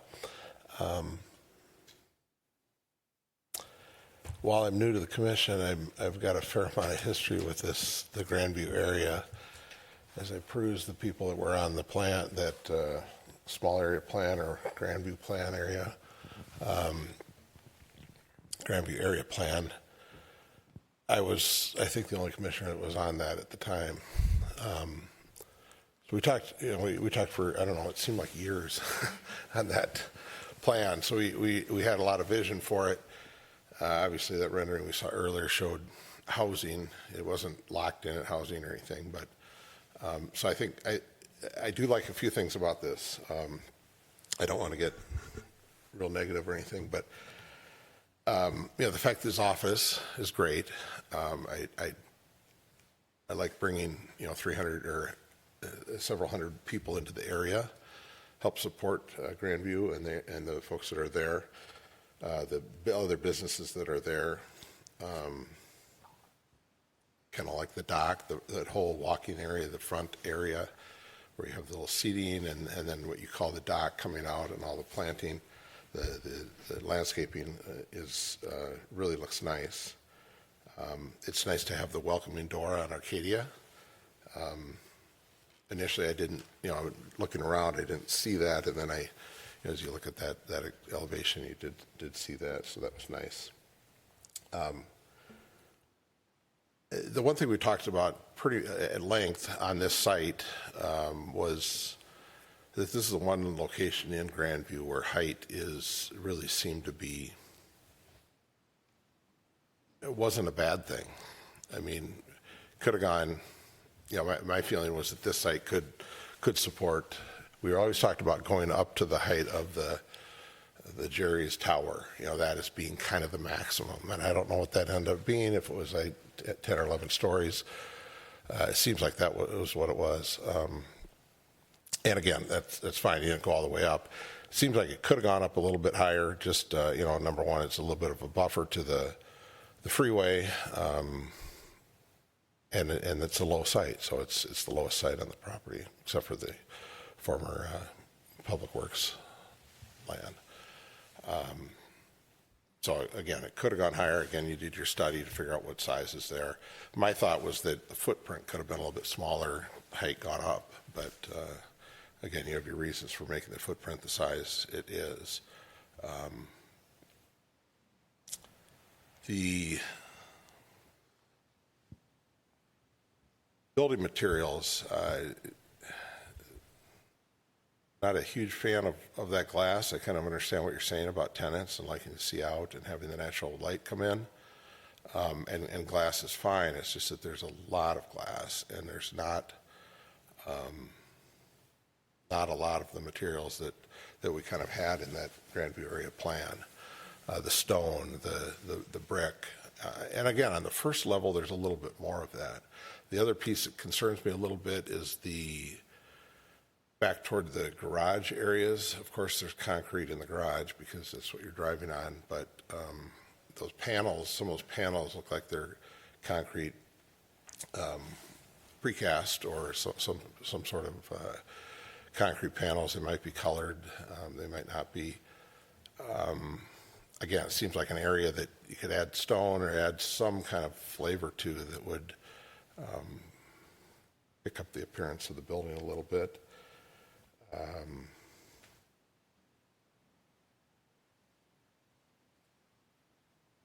Seems a little, and again, I'm not familiar with it. It seems a little overparked, in my opinion. How many levels does it go down? We go down 2 and up 1. So the parking is driven primarily by the market needing three per thousand for the office. Yeah, and I guess the thought was when we went through the plan is that the Jerry's lot, the ramp over there, again, it's a block and a half away, 2 blocks maybe, was kind of thought to pick up some of that excess needed parking. But again, I went through your numbers and I see that you have the 330 spots. Again, you're going to need the two down and 1 up at least. But again, I think you could have made it a little bit smaller and gone a little taller, in my opinion. But that's where you're at today. Yeah, it's just the concrete. We've got a couple ramps in town that made it through this and the council and got built that aren't the prettiest in town. I mean, I'm thinking the Southdale Medical Office Building ramp that they threw up. They made a little bit of detail on it, and then the Galleria ramp. 2 pretty poor looking ramps, in my opinion. Again, ramps are ramps, and there's a lot of concrete usually, so you're not getting a real beautiful product out of it. But there are things that could be done to it, and again, that's where I'm kind of coming with that.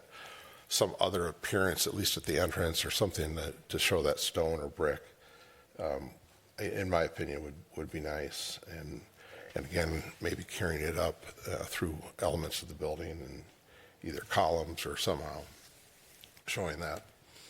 And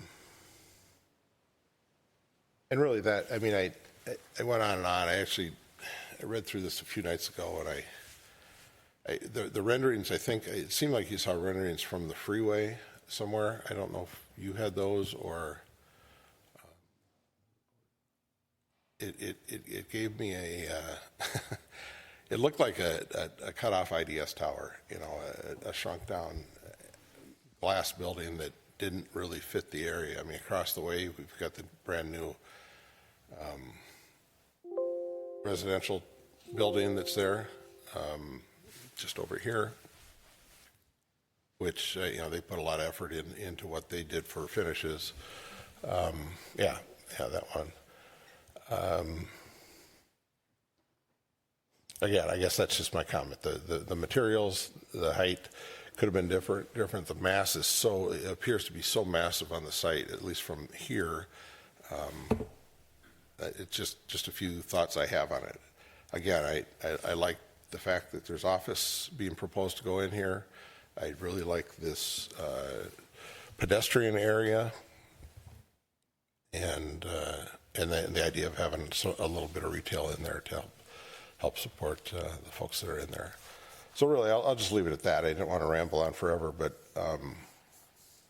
I've made a lot of notes, and I want to try to start with some of the positive there. That, yeah, where you got the entrance, and that just looks to be, you know, plain concrete panels, as does, and that might, I'm not sure what the top is there. It looks like the same. Now those might be metal panels there. Yeah. But again, if you know that material could change, be my vote. But thank you for your presentation. Thank you. Could you speak to the material of those? Like, what can you confirm what it is and availability to change or? So the material you're seeing on the Vanna White, there you go. That is the same metal panel that is on the building above. So the idea of not letting that be like a stone or a brick material, for instance, is that we really wanted the building to feel like it touched the ground, to create some grounding elements in the building. So we felt that in drawing a line, so to speak, and having the bottom portion be brick, we are kind of further creating like a podium building, whereas we really wanted to celebrate this as an opportunity to touch the ground material of the building above. And I guess to follow up on that, what is the material of the dock that we're seeing? So we are currently studying a whole bunch of materials for that. The idea is that this is like a wood look material. We're looking at phenolic product, which is like a high pressure laminate. We're looking at real veneer sheets that are pressed with polycarbonate. We're looking at some actually recycled wood fibers that are on an aluminum core, so that one would actually feel like real wood. And then additionally, you know, metal panel that is a wood look metal panel as well. We're kind of running the gamut right now on pricing various options. I guess going down, yeah. Any questions for?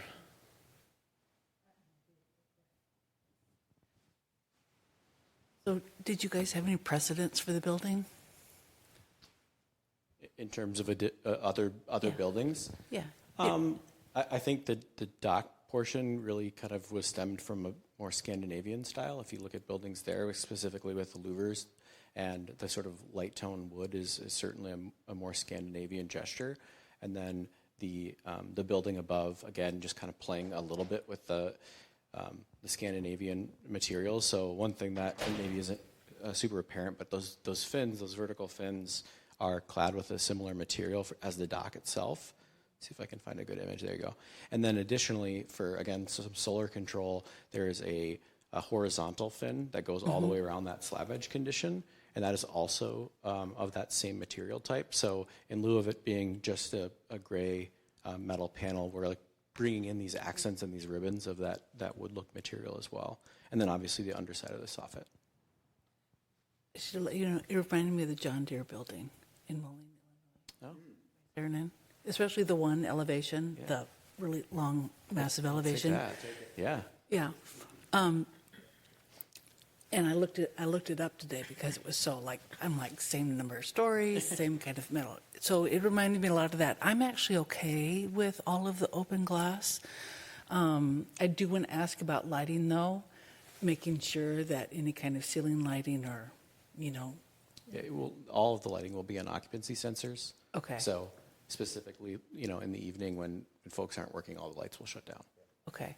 And then like when people are driving up and down the street, or especially 100, that everything is kind of shielded. So, in terms of reflectivity, yeah. Our generally base spec is going to be something somewhat low reflective, so that we don't have to worry about, you know, sunshine kind of blinding cars. So, okay, this will certainly not be a mirrored building from the 80s. Okay. So, how many employees? 30%? You think you're going to have 30% of the Yeah, give or full take. plate? Yeah, about 30,000 feet. How many employees are going to be within a few miles? Within a few miles. Oh, yeah. I'd have to pull that number. I know the majority of our employee base is all Southwest. Everybody, most of the 105, call it employees, I'd say it must be over 75% are within 3 or 4 miles. So I'm going to bring up the biking again. Sure. Right? Because and I asked you last time about the biking. Sure. If I biked here to go to the Tapas restaurant, because I would go to a Tapas restaurant. Sure. I'm going to go behind City Hall, and I'm going to go on the south side, and I'm going to park in the back, and I'm going to go in the back doors. Yes. Just letting you know that. Yeah, we had a long conversation about that and making Okay. sure that this entrance is not a back of house entrance and that it feels, Yeah. you know, I feel like I've used the Bridgewater Bank and Hazelwood example quite a bit, and they have, you know, a couple different access points to their office building, and I think this is similar in that way where you're going to have people coming from a few different parts of the community, because, you know, similar to that one, if someone's coming from Minnetonka Vista and walking there, it's a different experience than if they're coming from the back. And Yeah. similar to this, we want people to be able to come through kind of the F area, if you will, on this plan, and still feel that kind of welcome presence as they come in and be part of the public realm and not be in back of house where deliveries are. Yeah, yeah, or like right in the restaurant itself rather than through the office building or something. Okay. So I think a little bit more porosity would be great there. I'm going to go back to the bikes again. Your parking decks are flat. Would you ever consider converting, right? Because if we kind of add any kind of bike infrastructure along France or 50th or Vernon, which I would love, and people were biking a little bit more, I think it'd be great if we could, right, adjust the parking. Yeah, it's a flat plate. At one point, we had a bike room on the north area, which I think would be another natural area if we felt we needed more. The bike room currently is down in this corner. Okay. You certainly could pretty easily add Okay. an area there. You've got the capability of doing that. I would love it if that happened.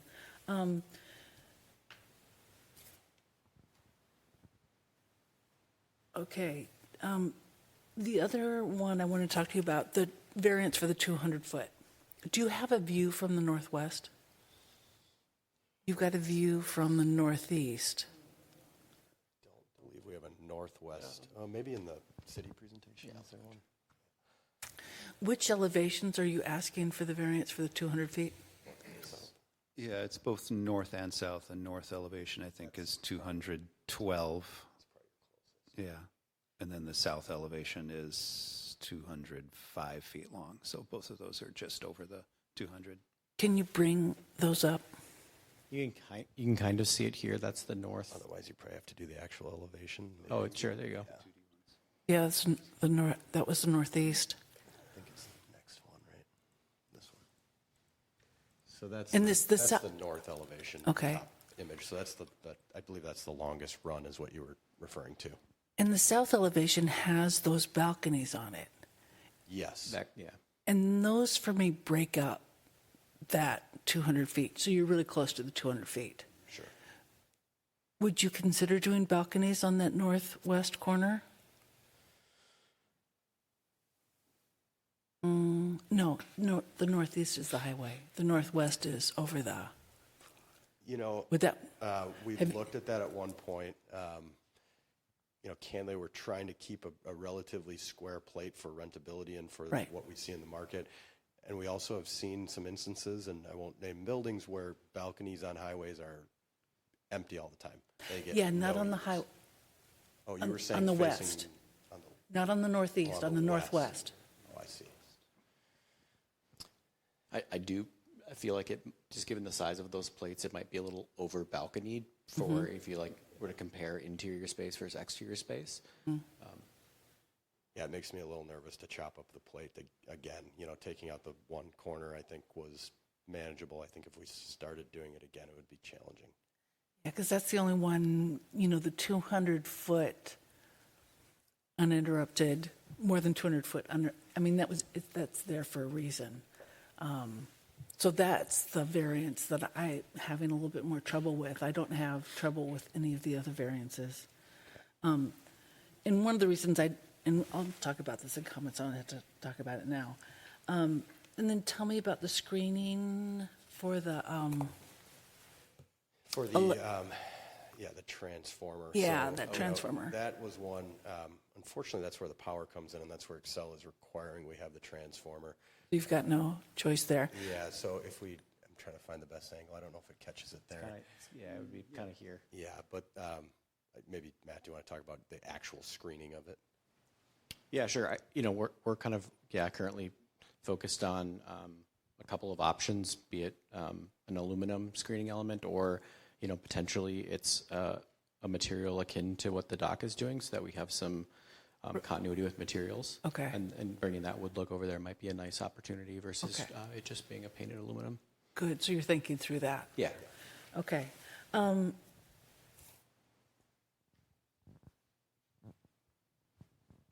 That's it for my questions. Thank you. I think it's a handsome building. Thank you. Other questions? Yeah, Commissioner Hanneman. So these images are really helpful. I wish I'd seen them and been able to digest them in our packet a little bit. But lacking that, I went back to the 2023 proposal with the building, and I'm trying to compare different visuals of what we had last time, what was approved with the apartments, and then what I understood about what was before me. And I guess it would be, the last 2 years I went back and rewatched all the videos. The consistent comment has been activation and engagement on the west side. I think there was even some questions when you did the apartment, which opened up to the west. Was that enough? So I guess I'm having trouble, and maybe you can explain why we can't orient the public space more to the north and west. Because I think Chair Bennett had even mentioned, we don't care about the setback on the highway side, push it that direction, push the height. Why can't we preserve some of that space on the west for that engagement, since this is supposed to be the jewel box and the entrance into Grandview? I think kind of two things for that. One of them is our stormwater mitigation strategy. Our stormwater, really the only place we could get it to fit was on the east side. So there's a limitation on how much we can shove our building east. We did it as far as we possibly could the last go around to get the additional space. Because of depth underground, or what do you mean? No, we can only locate it within our property. So we've put the stormwater tanks as far east as possible, and the building. So we've moved that building. We moved the entire building about 3 or 4 feet, and then in addition, when we set the first floor back, the interesting thing to note is that at the first floor, the portion that is set back actually complies with the 35-foot setback requirement along Arcadia. Somewhat of a happy accident. But yeah. So I think what we were trying to do is we were totally embracing the idea of activating and engaging Arcadia. I think the amount of vegetation and the amount of relief we have from the street is, I think it is going to be welcoming. But at the same time, we really wanted to define that street edge, and we're thinking ahead of what might be developed across the street, and really embracing the idea that this might feel like an outdoor room with framed by buildings on both sides. I think one of the biggest challenges we saw on the housing portion when we tried to kind of do a park over there as well, for those maybe who remember, was it was starting to feel very difficult to maintain a grade with the grade change from the north to the south. All of a sudden, the park was starting to feel like it was going to be very hardscaped, a lot of steps down and a lot of concrete. So that's another challenge that we have, is just that grade from north to south. I think it was 20 feet, 18 feet, something in that range, maybe even more than that.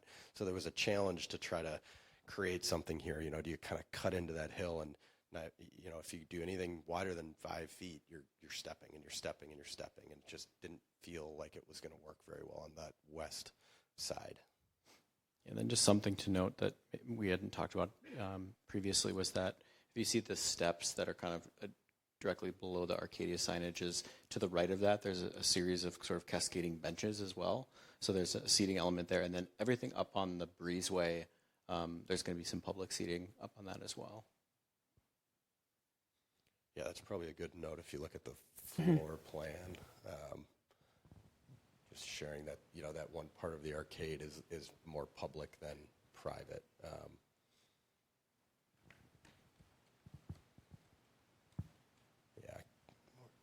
just that, yeah, there you go. That area, before you get to the restaurant space, if it is a restaurant that hopefully has outdoor seating, that's more of a public area. That's kind of, as Matt mentioned, up the bench and up the stairs there. Got it.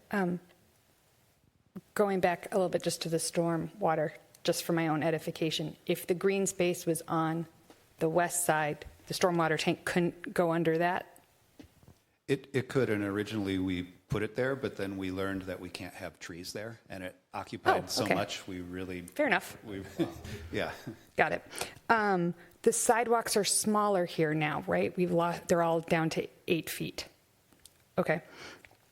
I wanted to reiterate the comments of Commissioner Nelson. I emailed Carrie just the other day driving down 62. It's at Optum and UHG buildings. Those were not from the 80s, and those are pretty glary. So I do have a real concern. I mean, it's beautiful, but it is right next to a highway. So not that I don't believe you, but those buildings weren't built 50 years ago, and they were still, you're doing this while you drive in the morning. So, and I think it's working with you folks as well. Like we've heard it now a couple of times, and we know that from a creature comfort perspective inside the building, you don't really want to have a highly reflective building because you don't get as much visible light transmission through the glass. So I think we're kind of at least collectively on board with doing less reflective glass. But I guess I would also, I think, at least I've observed buildings during certain times of day. I think there's really almost nothing you can do about glare with a certain angle from windows. And I've observed this even with buildings that are primarily opaque with punched windows. You'll still get that glare, and it can still be a little blinding. well, absolutely. And you can't build any building just for one moment in time on, 1 week of the year. But it feels like a very suburban office building, beautiful as it may be. It doesn't seem to have the quasi-urban, walkable neighborhood kind of vibe because of so much glass. It feels very modern that way, and so I would just challenge whether or not we need quite so much, at least facing the highway. I think all my questions for now. Thank you. Thank you. Forgot to mention, I do think you solved that southwest corner elegantly, the sidewalk. Doing a little place to a respite place there was nice. Thank you. I just have a quick. So, what are you guys hearing about, like, interest, from tenants? Not who specifically, but like what type of business or what type of situation would a company, be in where they'd want to move into this building? Like, what situation are they coming from, and what are they looking for? Yeah, I think. And what size are they, and that type of thing. I'm just curious, like, what type of tenants this might attract under what circumstance? No, it's a good question. We've kind of seen all across the board, whether it's kind of either financial groups or real estate groups or kind of a wide array. But I think you're seeing in some of the larger tenants that are looking, they're typically actually downsizing. They were maybe in 80s or 90s office buildings with floor plates that didn't work anymore, and they're going from 40 or 50,000 down to the 25,000 square foot plate because they can be so much more efficient than they used to be. So I think we're starting to see that a little bit. I think that it's typically we're seeing a flight to quality for folks that are moving, that there's pretty high demand for new office, and there's not a lot of new office. And then, of course, being in Edina is a huge win for a lot of corporations. So I know the Craftsman down on France has seen some great interest as well. They've already signed a handful of tenants there that wanted to be in Edina, wanted new construction. And if you want new construction and you want to be in Edina, your choices are fairly limited. Yeah, and with you guys, or just with Opus, and all the just interest you're seeing, are these people coming from industries where people are working in the office now, and not working from home? Or, I know there's been some shifting around on that concept, but like, do you envision this being full of people, like all day, throughout the week? Yeah, or I think the investment that those tenants would make, we typically ask that question of, how often are your employees in the week? And I think across the board, we've heard, the least we've heard is 4 days a week, and the majority we've heard 5. Okay. But I think this is the type of asset that if the company's making the investment in it, they've got the employees that will be there. Okay. All right. Thank you.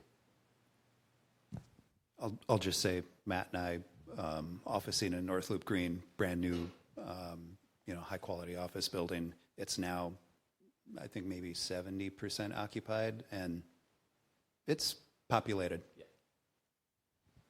That fitness room is getting nuts.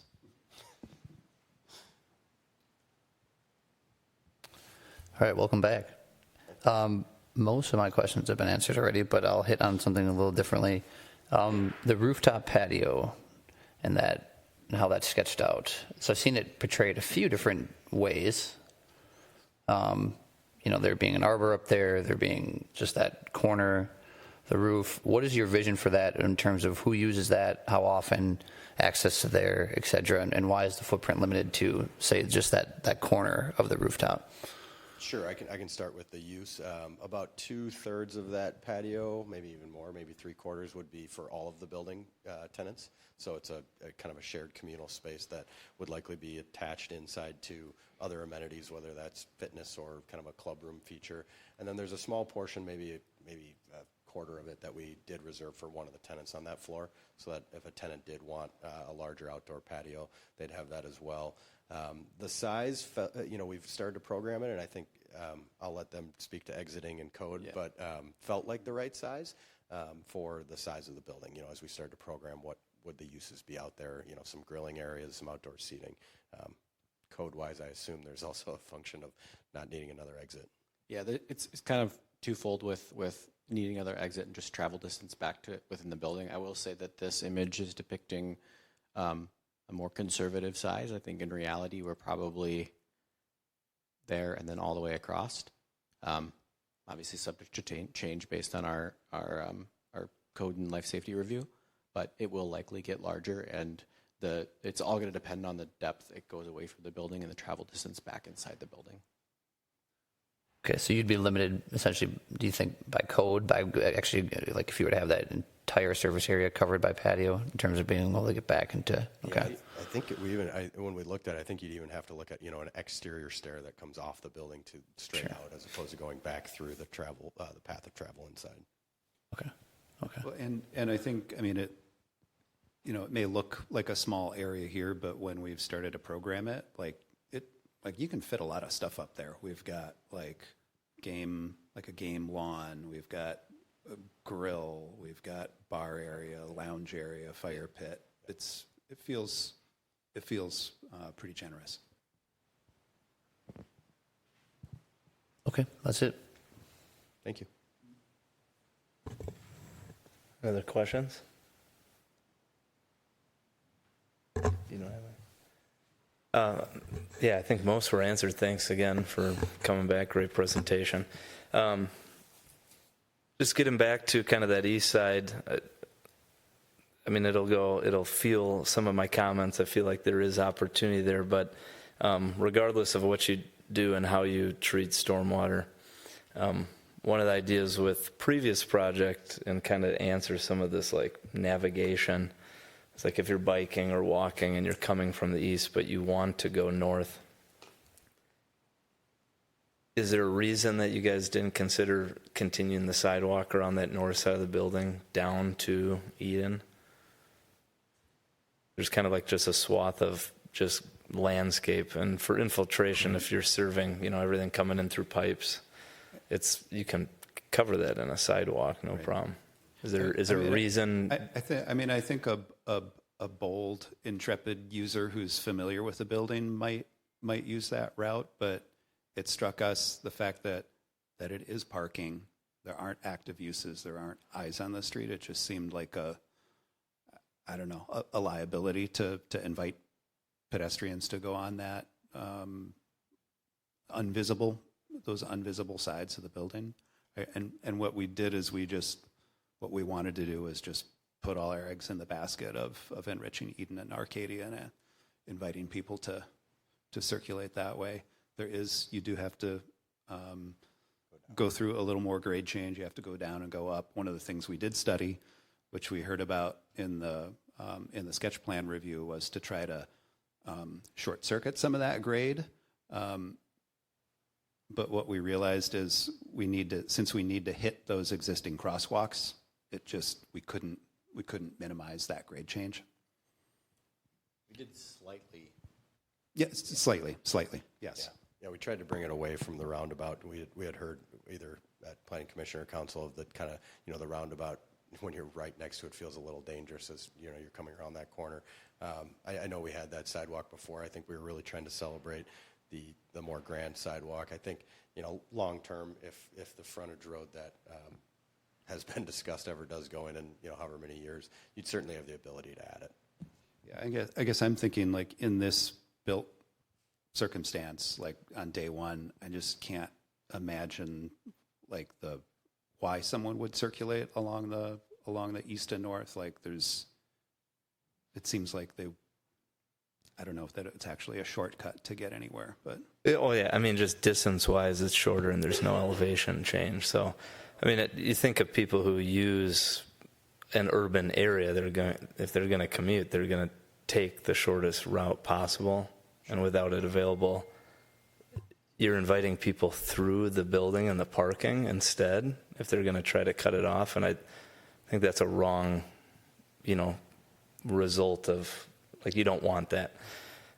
Maybe in the winter people want to do that walking, you're walking through covered space, but now again, you're just inviting people to kind of walk through the parking area versus, right, because you still have stilts. It's still like open right on that east side. It is, yep. So yeah, I mean, it doesn't seem like you're, I guess, walking along a wall. It's kind of open. So I was curious, and again, I wouldn't care about that if that building was shifted all the way east and took all that space out of there. But now that you're leaving it there, there's definitely more to be desired. We want to just keep maintaining four sides of a building, even if it's like against a highway, like it just offers more mobility and kind of maybe provides other options of, like, maybe you prefer to park your bike on that north side and whatever. You make it easier to get. Yeah, you want to tie on to that? Yeah, just to add on to what Jimmy was sharing here, I know at some of the buildings, what they actually do is they use those walk around the buildings as a walking meeting. So typically you have a meeting in an office room, you kind of book a room, but then what I see a lot of managers do now is they use these spaces outside to hold their meetings. So you do your one-on-ones while you walk. So that's just an idea of an amenity or a value that you can give your tenants, that they could walk around the building and hold meetings. Sure. And I think part of it, too, is trying to bring the energy, candidly, to Arcadia and trying to not put it on in between a parking garage and a highway. There's a whole bunch of buckthorn there today. I don't think it's going to be a great experience over there. Trying to bring the energy and bring all of that to Arcadia, where hopefully the public RFP site, gets developed, and hopefully the area continues to develop. And we've got a really nice boulevard along Arcadia with some of those changes that we're looking at. It's a maybe last question. It's kind of piggybacks what Commissioner Felt said, but could you go back to the west elevation? I feel like when you see this side of the building, just mass-wise, it's a bit more digestible and kind of, let's just say, matches maybe some more of the intent of the framework, which was kind of smaller masses and getting taller, along the freeway, which we talked about, and how you guys kind of decided, to turn it the other way. But I guess seeing the one north elevation, I definitely do have concerns of, without, one side being taller than the other, it is just a really long, continuous run of sameness. So, like, if we were to not approve that variance, for instance, like, what kind of design features come to mind that you could break up without significantly increasing cost, just so we have an idea of what could be feasible? don't want to just say no and then not have an option for you. I think it'd be something we'd have to study right now, because I think given the kind of purity of the massing as it is, there's not a easy button, so to speak. There's always the idea of just shifting the glass box to be kind of two offset glass boxes, but I think from an architectural perspective, we'd want to vet to make sure that that's not just arbitrary, and it both functions on the interior and it functions a purpose on the exterior aside from just breaking it up. One thing just to quickly note is that first portion of that parking on the north side does push out, so there is some depth relief from the call it the podium condition to the building proper, but yeah. I'm sorry, did you just say it pushes, like the front of those cars is open to the sky? Correct. There's a portion of that mezzanine level that you can kind of see just the tips of the tops of cars there. Obviously, we're going to block headlights, so those won't be visible, but yes, the portion of the podium does push out. You can see it in plan actually as well. There, see where that dark line, I can do this here. That's the building above, is this dark gray box here.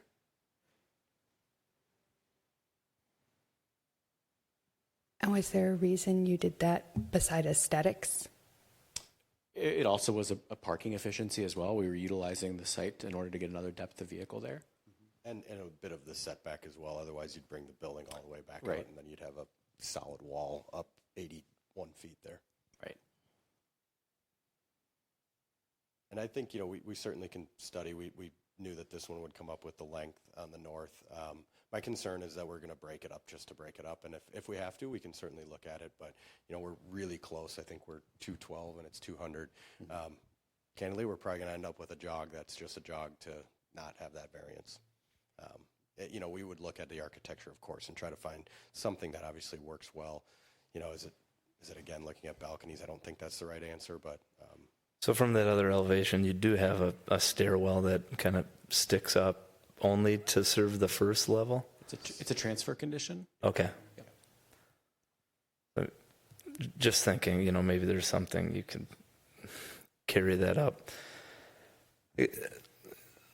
I definitely have a hang up with not shifting the building east. And so one of the questions that I'm just still thinking about is, sometimes with the stormwater mitigation, it can get like buried under a portion of the building, and you sacrifice some parking and, you have your foundation wall kind of over to one side. Was any of that considered to kind of maximize? Because I just see this and I think this is really great, but the next step better is, again, to get more space on that west side. And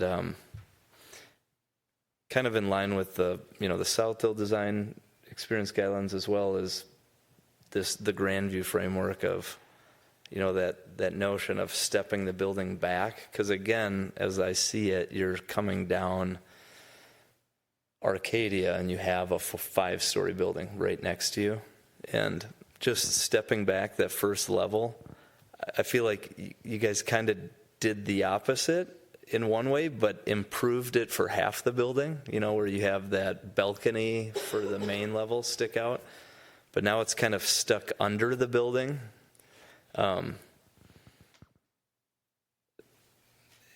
When you're walking there, it's going to feel really tall.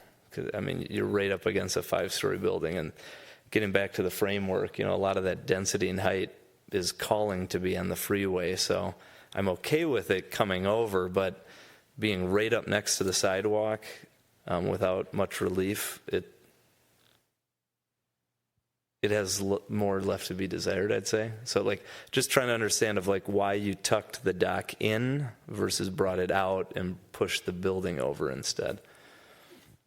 Yeah, the move of sort of tucking the dock in, what we realized is the impediment to getting access to multiple points along the west is that steeply sloping street. It's very hard to get multiple points of entry on a steeply sloping street.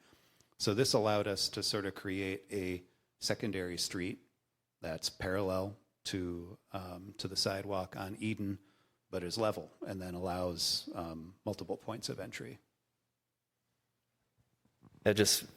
it'll probably be more of my comments, but I just wanted to understand that more, because just from like the urban design and walkability perspective, it's kind of the opposite. It has that vibe of, like you're walking in Manhattan and you got the scaffolds over you. It's not what you want. You want the opposite, where, the lower level is coming out at you and it doesn't feel so tall because you don't see the top. And by doing this, it accommodates one, but just it feels like it's a little more imposing now. And I don't know, I'm just wrestling with that. Like, I didn't really see it from these, but seeing the nice renderings, just trying to see if there's any more relief that could have been done a different way. And just wanted to understand if you guys consider the opposite. But I see your point with juggling the grade changes. That's where I just I'm looking at the site view or the site plan, and it just looks like everything could still move east, quite a bit, at least 10 feet to the property line. And that's where I would for sure give up a lot of the setbacks close to the highway. So I know that's where you have the stormwater, but I feel like you could waste some parking and bury it under the building. Yeah, I don't know. I mean, that didn't come up. I don't know that if Edina is one of the municipalities that allows that.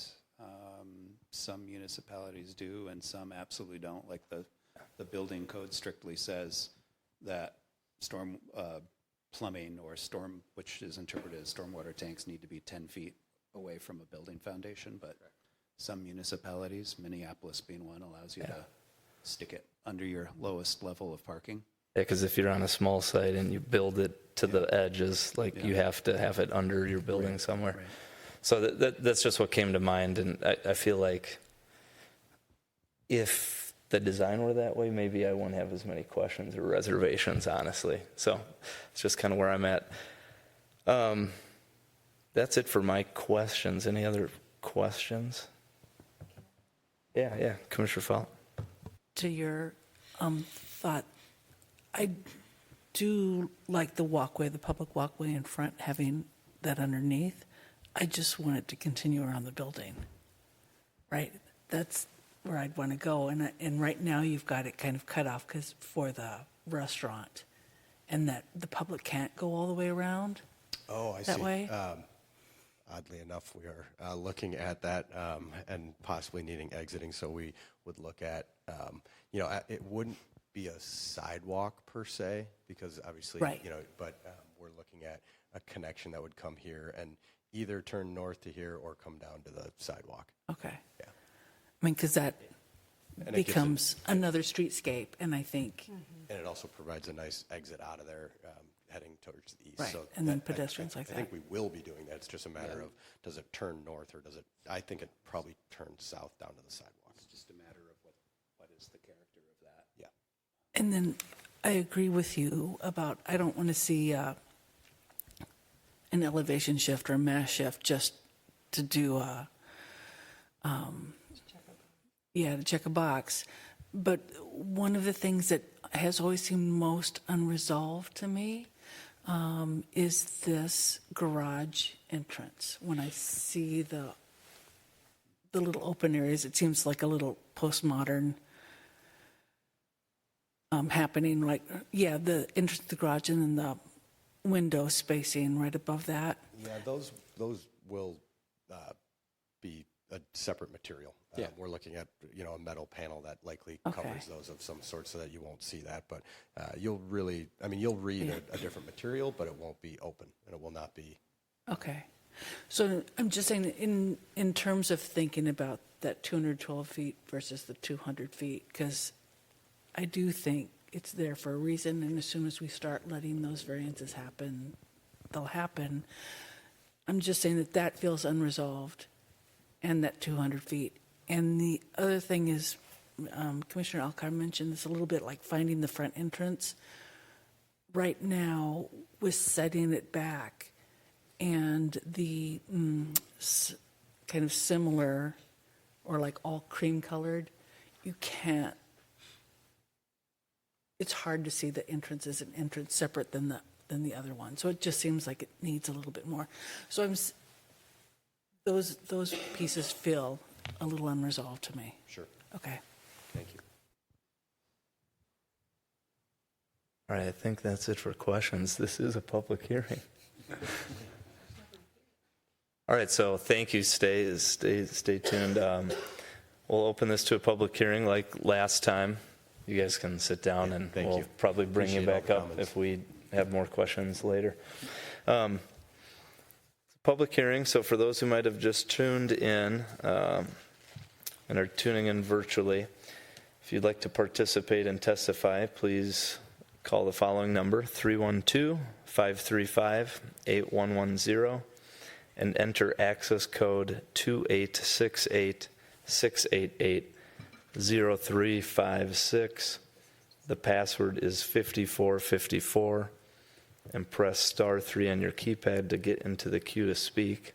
While we let you do that, as we'll look to this room, is anyone here that would like to testify in person? Please come forward to either podium, and you have 3 minutes to do so. State your full name and address.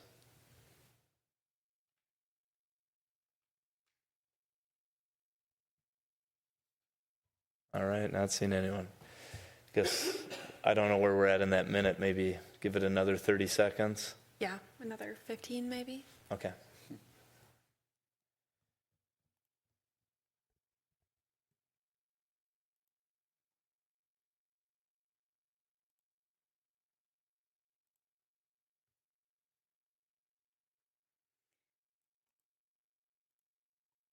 Nobody has joined the queue to speak, so I think we're safe to proceed. Welcome a motion to close the public hearing. Motion to close the public hearing. Second. All those in favor say aye. Aye. Public hearing's closed. All right, we'll bring it back to the commission to deliberate. Maybe if we have questions for each other, we could start with that. Otherwise, I'd say let's just go in a line with comments. And yeah, Commissioner Ellicott. I wanted to just, maybe it's for Director Teague, the 200-foot code. Where does that come from, and what's the objective? Is it entirely visual, or is that related to the 200 feet mini blocks in Southdale for pedestrian experience, or what's it all about? It does come from the design experience guidelines in Southdale. The idea is to not have that solid 200-foot wall. We struggled with this one a little bit because it is broken up on the main level like we've talked about. But that's the origin of it. It comes from the Southdale design guidelines. Maybe some other commissioners have a point of view on this, but the way I've always understood it, it had to do with pedestrian experience more than visual, although I can see how a large blank wall will have a visual impact as well. Do I have that wrong or right? It's both. I think it's more of just like the cheapest way to build it is a solid wall with no articulation or feature, and we just don't want to accommodate, the cheapest version to build something, because it sacrifices aesthetics as well as, if you go much over that, then now the pedestrian experience is less desirable. Does the balcony count as a break? That counts as a break in the measurement?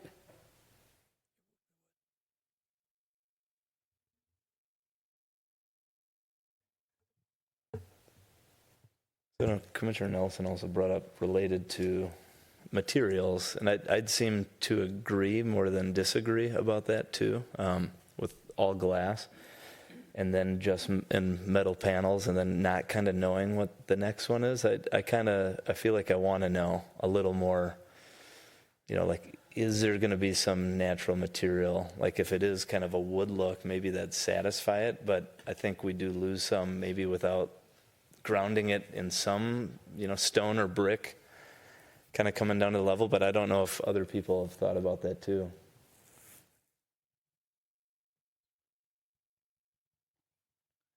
Do you have further thoughts on it?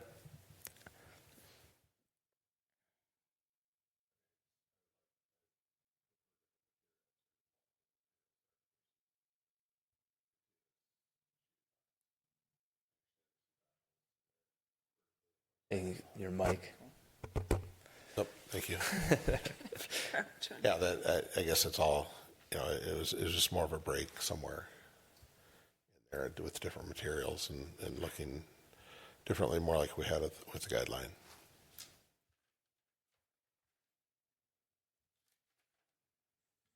To your comment about the cheapest thing to build is a square box, in my mind, if it was a very interesting exterior of a square box, I would probably object less. The balconies are high up, right? So that doesn't create the engagement with this rest of the neighborhood, the pedestrian environment. So in my mind, I don't. It may check a box, but I don't necessarily get the benefit from a design perspective of those balconies. I agree that the variation in materials, especially along the first floor and the pedestrianscape, are a little lacking or not fully developed. And Commissioner Merriweather mentioned the parking on the front. The parking on the back seem really unresolved in my mind, and that is part of the pedestrian way of approaching the building. I know it's back a house, but there's no renderings of it really that made me feel like I understood how walking by that was going to relate to this building in a way that felt like you weren't coming in the back.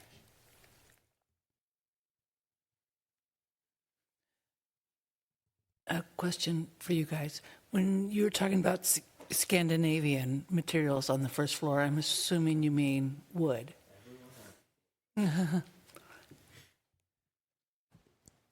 That's correct. Yeah, the lighter would look kind of like white oak material. Okay.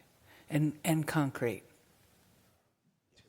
Yes. Yes. Okay. Yeah. Sorry. And it's called out in the materials of I believe it's called out as a wood look metal panel maybe.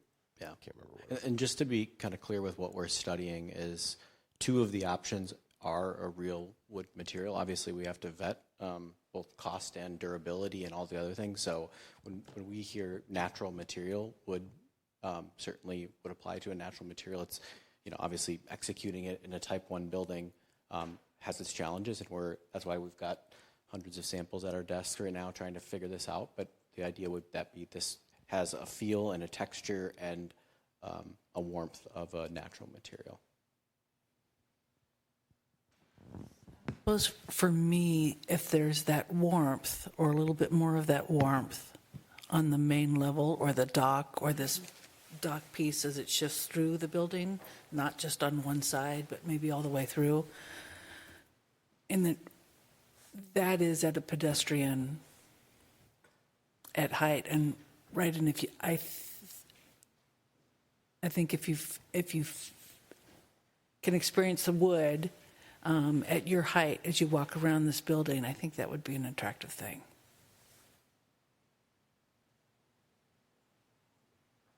Can I add something? Mainly what kind of what's already been said, really around how the dock is set off from the rest of the building and the resolved, kind of a little bit unresolved how that's going to play in, and then also the entrance from the back, like Commissioner Hahnemann said, not feeling like. I feel like we didn't see a lot of definition there. See how that kind of interplays with this. So yeah, in terms of like architectural, how much it stands out, how much it's less of a glass box and more of something visually interesting. I just would.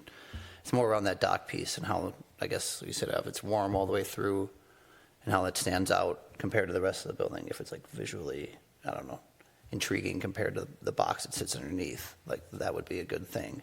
But I don't know that all that has been completely 100% set in stone yet. Use my metaphor. Yeah. Other questions for each other? Anything, Stu? Yeah, you got something. No, yeah, this is definitely an interesting project.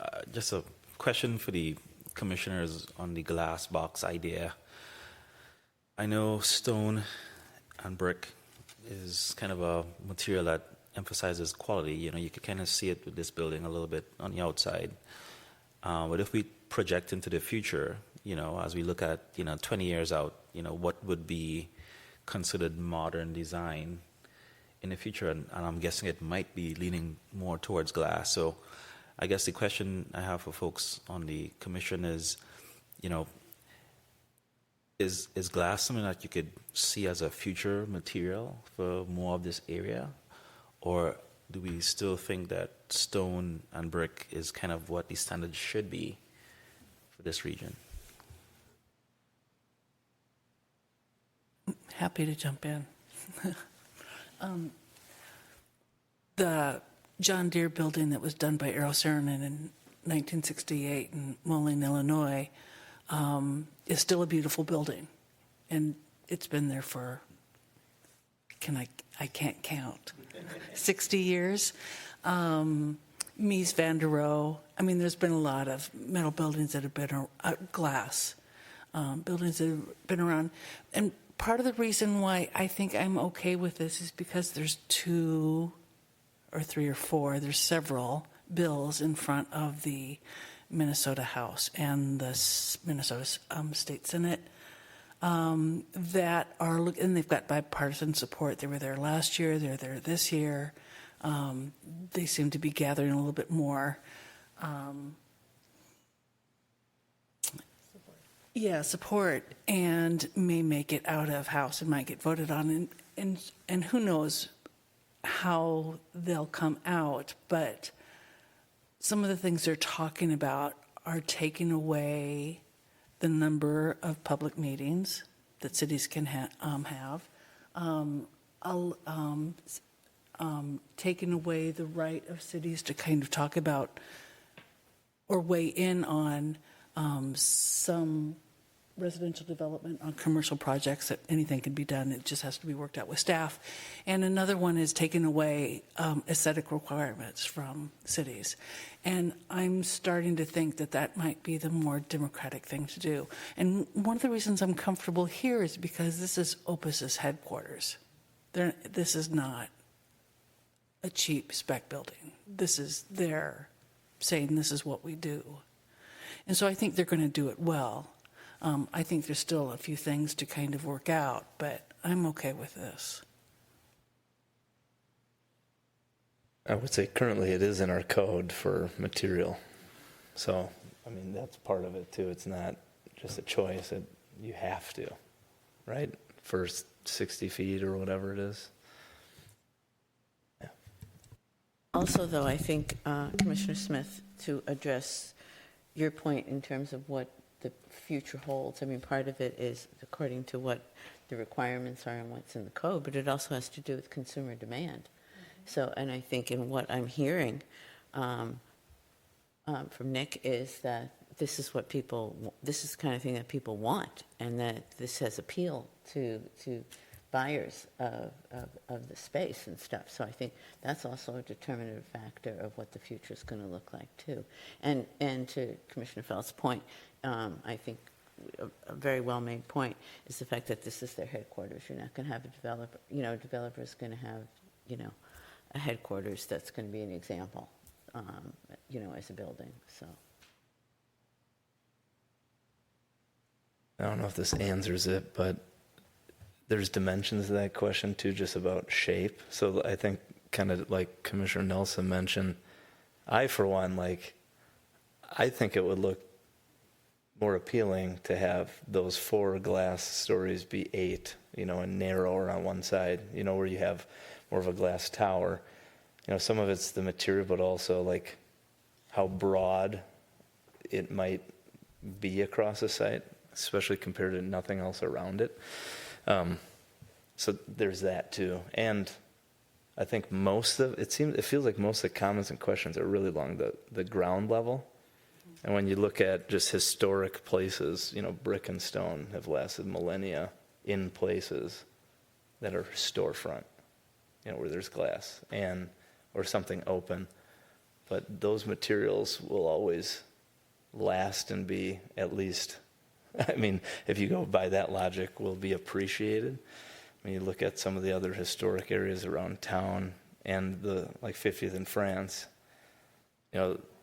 what's nice about it, right up against the right-of-way, or as close as we can, to setbacks, is, your proximity to those materials. So like if you're interfacing it, it's like kind of the brick and stone may add more of a warmth than metal panel and concrete. Just those are typically more industrial materials. If treated well, or like have a faux finish like wood, it can be better. But I mean, there's layers to what we want, but that kind of has been Edina's guideline. And you look around the city, and a lot of what is built around here has more of those durable materials. I mean, I don't know if we want to just go down the line and just share comments, and then if there's a particular motion. And just a reminder, this ultimately is decided upon to the city council. So if there's a motion with like a condition, or maybe one particular item isn't finding support, that's okay. Also, we could add a condition if there's like a very particular element or part of the building or something that we want addressed better. We can tack that on, and then it's more of just like an asterisk to the council. Carrie, anything else worth noting? No, I think that sums it up. You can pull out a certain variance and just vote on that.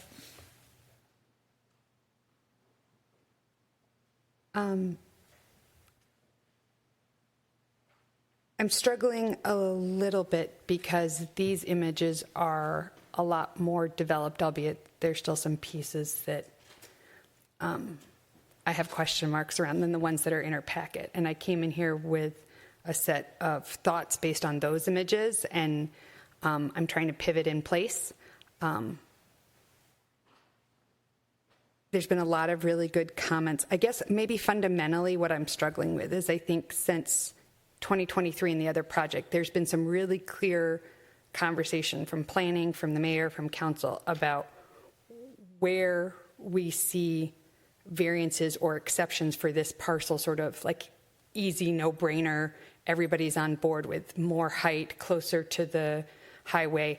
And those aren't really the variances we're talking about here. So trying to wrap my brain around the direction that's been sort of reiterated throughout the conversations about this space, and juxtaposing to what they are asking for, which isn't sort of the direction I think a lot of the conversation has been in. And still, and again, my bigger struggle with small area plans with these guiding documents, I don't think this checks a lot of the boxes that those guiding documents created for Grandview. Whether or not we should be creating those, that's a separate conversation. But it does feel hard to give variances for a project that we aren't, as a city, getting the public spaces or the public goods or the dynamic that we were envisioning for that space. So that's just what I'm wrestling with. Honestly, I would love to take this deck and just sit with it for a minute, because it does feel very different than what was in the package. So yeah, that's where I am.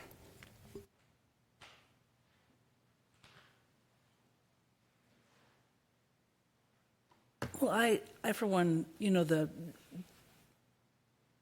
lot is more densely used than the guidelines, and I think we want more density, so I appreciate that, and I'm okay with the density variance. I'm okay with the setback variances. I am okay with the glass on top. I think if and I actually think we're getting a couple of public spaces without any kind of TIF ask at all. The corner sidewalk, the reverse curve to the roundabout, or the pulling back, a different kind of diameter to that, provides a little public space without the city having to pay for it. And if there is an exit, so you can kind of walk up and go to the restaurant, that's another little public secret space that I think we get without having to pay for it.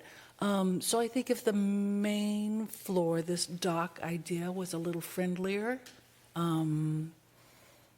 warmer, maybe in some way, and if there's some resolution to that parking entrance, I think we talked about that last time as well. And if that could help with that expanse of 200 feet. I don't know, I mean, I'm not going to die on the 200 feet. I'm just saying I'm probably not going to vote yes on that one. And all the other ones I agree with.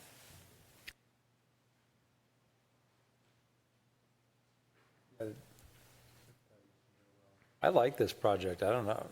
I think this is overall like a huge benefit for this area. I mean, to be able to get a headquarters of a company and to get a bunch of other tenants, and I'm looking at an aerial view right now of Grandview, and it's just like the worst you could possibly.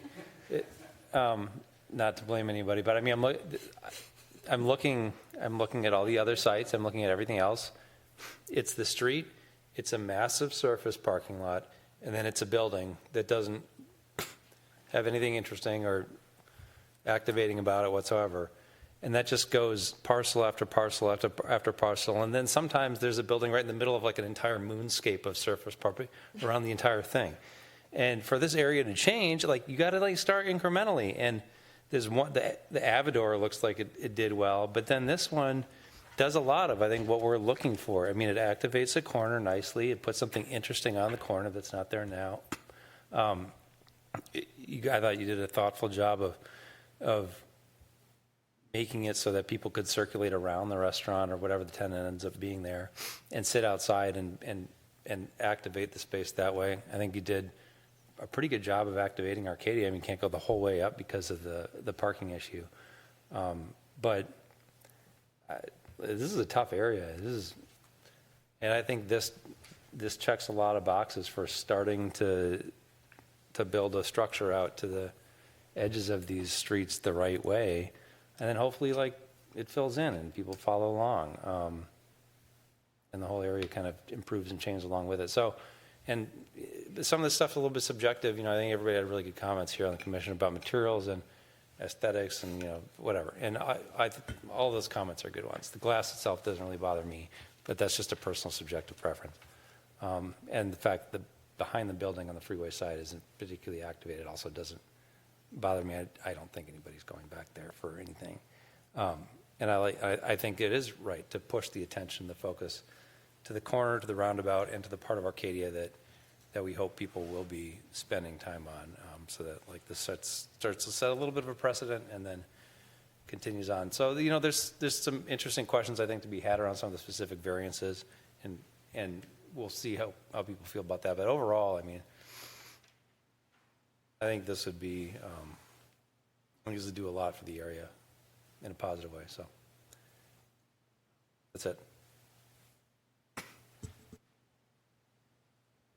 I just want to be real quick on a question, actually, now that it came up about the 200 feet piece. Is that actually a variance being requested that we're voting on? Because is that codified in terms of needing a variance here? Because we've mentioned that multiple times now, not like, you just said they wouldn't support a variance for the 200 feet, but I don't understand where that fits in. We did notice it as a variance initially, and then we've had the discussion about, because it's on the main level, it sticks out. Does that satisfy the code? So I guess the question remains. We could address it here. Okay. So TBD. I guess that's a question then for us, the commission, to think about, right? Do we need a variance request for that here, right? That's what we're asking. And whether that actually fulfills the code or not. Yeah, and you could make a condition of the project that at the top level, that side should meet that 200-foot provision, to make it clear that we're not just talking on the lower level, but the upper as well. Okay. All right. I'm sure we'll talk a little bit more about that here in a second. one thing I wanted to return to was the discussion on the small area plan piece. Having just come out of a small area plan recently and developing one, and thinking about how will that evolve over the next few years.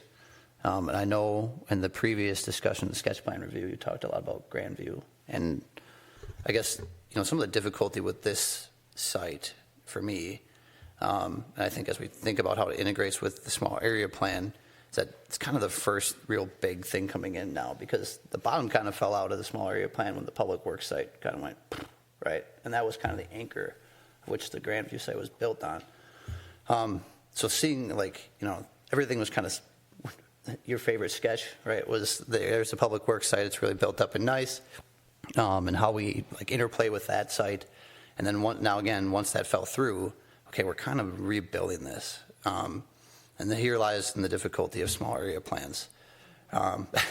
If I think about Lincoln Londonderry and on one of the corners, somebody built a gas station, and then one of the industrial tenants decided they never wanted to leave for the next 100 years. It kind of really puts a big, it really hurts our small area plan and how we envision that coming through, and then how the Planning Commission and the City Council would kind of, I guess, tee off on that development and, what happens, all right, if there's a lot of change in, I guess, the underlying assumptions around the small area plan. As far as we talk about, let me step back again. Small area plan, I think overall the activation piece, kind of being the first in step here, it brings more life and community and activity to the Grandview area. It's kind of like Will said, it's not just surface parking and a desert circus parking around a building. I do think that there is a little bit to be desired on the east side, kind of like you said, in terms of, west side, the building being able to push east. I think when I look at this, and this is maybe just a very personal preference thing, and I think about how the deck and the sidewalk there, that big swath of green space. I like vegetation, don't get me wrong, trees and everything, but I actually think it takes away from the activation just a little bit, rather than having that be open. When I think about the original proposal that was here, and it was kind of like a park, and there was a sculpture and stuff like that, that seemed more active to me than what is here. Because once those trees mature, you might not see that balcony quite as much, and once this really does fill in, again, you're kind of on the sidewalk, and it's nice, there's vegetation, but maybe a little bit something left to be desired there. So I think if we're in a perfect world, yes, this would step back more, and maybe be a little more active on that west side. But that being said, nothing's ever perfect. I think it's a pretty great proposal as it's come forward, and I'm sure you'll have more to say on that west side. But yeah, so to recap, the small area plan piece, again, difficulty there. I don't want to get too hung up on how this does or does not fit into what was there, because the small area plan to me is kind of it's been destroyed a little bit by the fact that the public works site is not defined. And then, I talked about the activation piece. So, okay, all right, that's what I got. Thank you again for the presentation. I just want to acknowledge all the hard work that you guys put into this project. I could see that there's a lot of thinking, a lot of thought. When I look at this site and the size of it, one thought comes to my mind is the theory of constraints, right? You have a lot of constraining things that you're trying to work within, and you're trying to do the best you can within an irregularly shaped spot that's on a slope. And so I think what you've put together here really incorporated quite a bit of the ideas that we shared the last time. When I looked through all the variances, I was on the comparables, like the floor area ratio, the height, all the other elements, the setback requirements, all those make sense to me, since these are really large streets. And so it all made sense to me from that perspective. So I'm okay with those requirements, setback requirements. The only, the two items that you addressed was how you would activate the dock on top, and I think you covered that,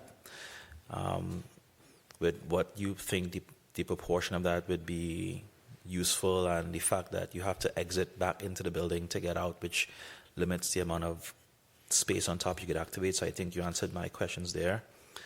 On the utility and the electrical box on the north side, I circled that one for discussion. I think you covered that as well. And there's going to be some screening that would go into that space. As I was kind of mentioning before, with the amount of glass, I'm actually okay with the glass. I see that as a future type of material, and I think this being your flagship corporate site, right, that's important, right, because you're kind of projecting to your potential clients, here's the quality of the work that we do. The only thing that I think kind of kept bubbling up here was just on the materials on the first level. And so I know we have this idea of the metal that looked like wood on its panels, but it seems like the leaning seems to be more on that stone brick material. So if you had a rendering of that on the first level, I think that would really connect and ground, as you were saying, the building to the rest of the area.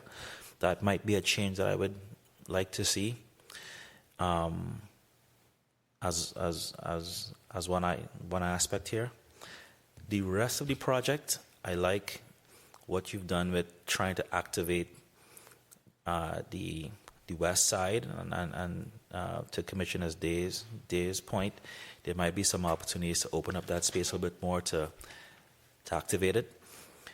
When you walk up the street on the west side and you look at the building, it's recessed, and I like that because it kind of gives some kind of depth, right? So it's not completely a glass wall in front of you.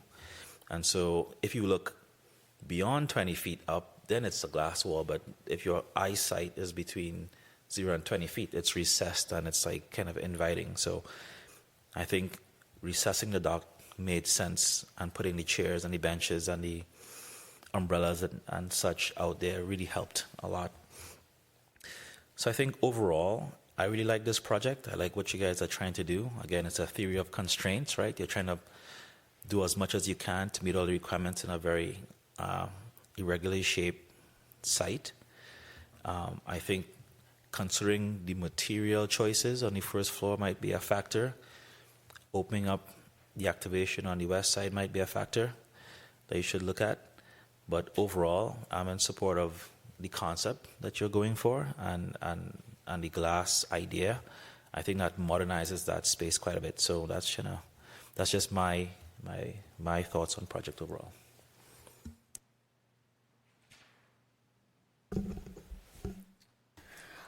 We haven't talked very much about sustainability.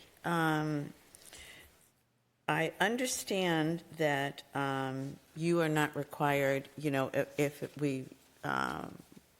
it becomes a PCD2, you're not required to follow the sustainability guidelines because that only applies for TIF projects and PUDs. But I still think it deserves conversation or addressing. And because there was a sustainability questionnaire in there. So I did not see a commitment to recycling even on the scrap and the demolished materials, which I think is kind of a minimum effort that I would really like to see made. There's no gray water usage. The only thing we heard addressed tonight was that we're going to put pollinators, which is great. But in terms of building materials, no recycling, no organics. I would really like to see some effort made in the whole sustainability. There was, I think, one mention of some EV charging stations, which I imagine that you'll do and hope you have more. And then tangentially, I think you did a great job with the, was it short-term and long-term bike areas, which is great. But I was very disappointed to see that the city doesn't anticipate putting any bike lanes or bike paths in. It's not in their 5-year capital improvement plan, which is really unfortunate because I think the area around there is a good area to bike, but I don't think that the roundabouts lend themselves or make biking any safer in that area. I do appreciate the comparisons, Carrie, that you gave us with the nearby buildings and the prior approvals that were given to this area, because that does give me some context, even though the zoning approvals were different. It still gives me context for what the city is considering in terms of acceptable size and FAR and things like that. Now, having all of that notwithstanding, I do think it's a great project, and I think you bring diligence and tenacity to the project and to the area, and I think it really will raise the profile of the area. And I feel like it, your presentation and a lot of the slide deck inspires confidence, so I'm behind it.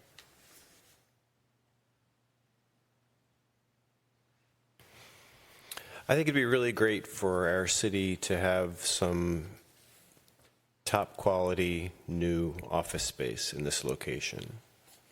So completely on board with the community problem that this building solves. I think it's consistent with our comprehensive plan. And also, I think it'll facilitate further developments around it that will also support our comprehensive plan. I think it's a good step forward for this area and for the city. I don't have any problems with any of the variances. I thought the staff report was very convincing and complete. And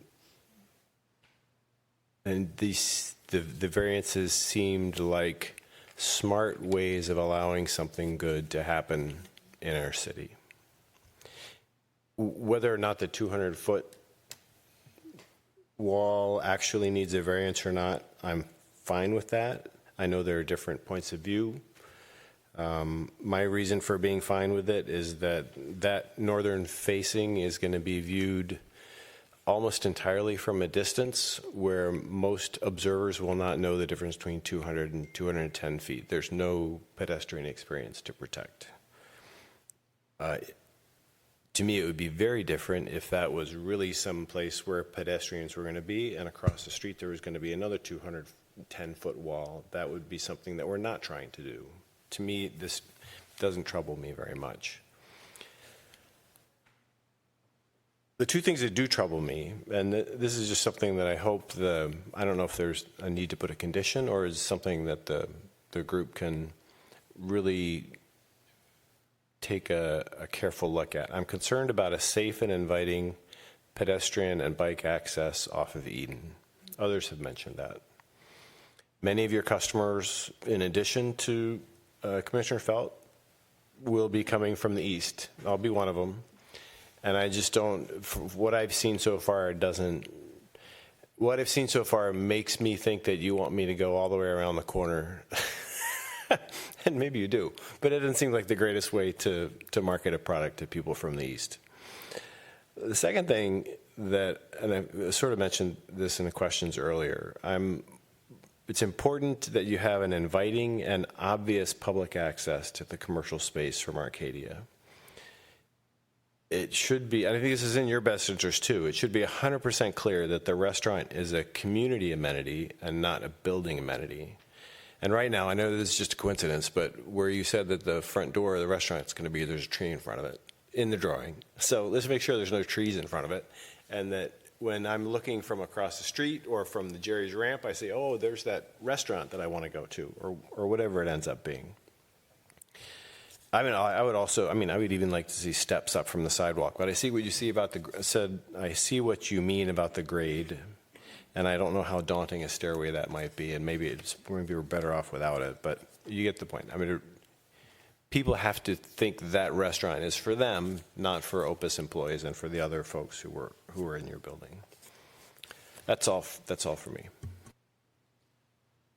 All right. Well, this is a very topographically difficult site.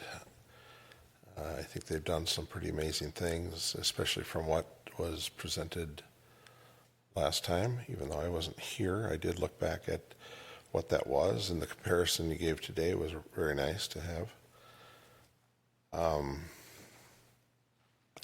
again, I really appreciate the public spaces without any dedicated TIF to the project. A little bit of a pocket park, as was mentioned there, and the greenery and the sidewalks. Now, one thing I know is on the rendering, it probably just because it looks better, but it's stamped concrete there. I don't know if there's city code or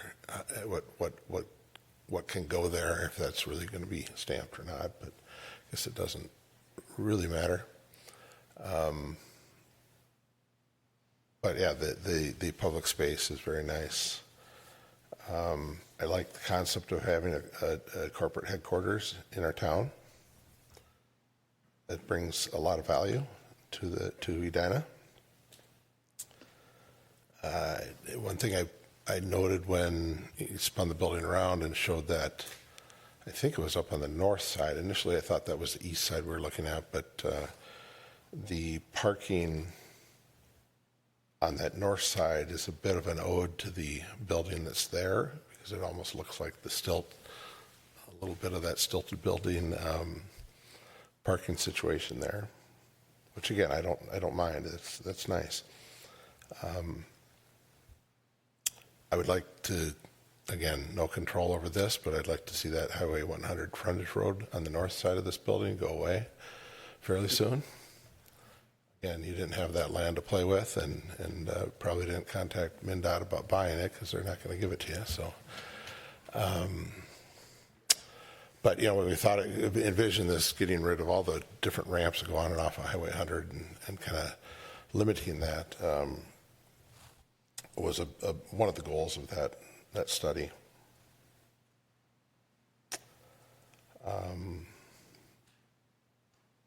The parking. I asked the question about parking earlier, and I apologize. That was my error. It was clearly shown on the heights building height study that there were the levels there, the two below and one above grade. My feeling, personal. Again, this is totally a personal feeling, but ideally, this building would fit better on the public works site. Again, that wasn't available to you, but again, I don't want to hinder what happens on that public works site, and I'd like to again see something happen over there fairly soon.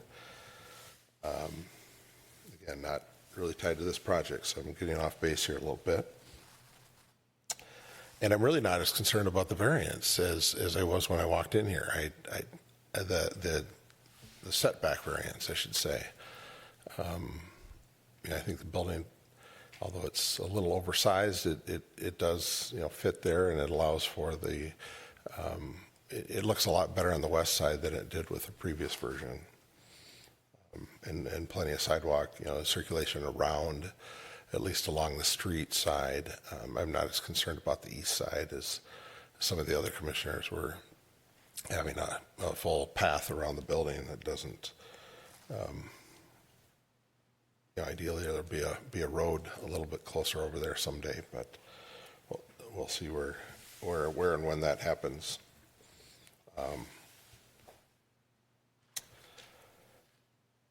My feeling is this site needs to be redeveloped. So I applaud you for stepping up and being as diligent as you've been, and been here how many countless times it seems like, to get this done. I think a lot of buildings and a lot of space in Grandview does need to be redeveloped. And I already mentioned public works site. I'd like to see get redeveloped sooner than later. And again, my overall feeling is there's just a lot of variances being requested, and in a way trying to shoehorn this project in. It might just be too big for the site. But those are my thoughts on it. So that's all I Commissioner have. Bennett, can I ask a question? Oh yeah, I was like, what? It's the voice of God. Yeah. Am I correct in understanding that one of the things we're approving tonight is the site plan? Not just, okay. So how do we think about that when what was in our packet doesn't tie to what we were presented with tonight? Like I'm thinking about on the Eden side with the parking and the trucks tucking under. So just, I would like to be clear to under. That was in the packet. The changes are that the renderings have been More revealing, let's just. more revealing, yes.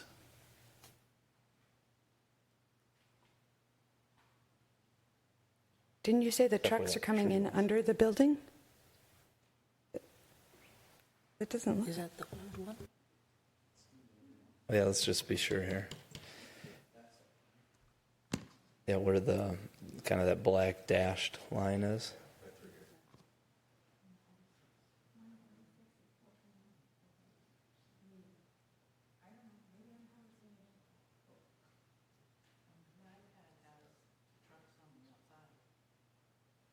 There's a revised site plan. One of the attachments is labeled revised site plan, which is reflective on the screen.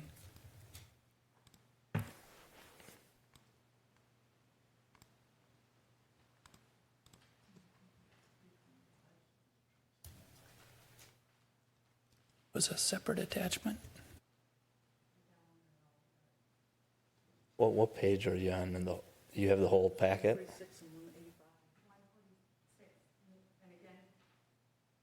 I wanted it for clarity of our motion, just to be clear that what the site plan is, but it may be my error.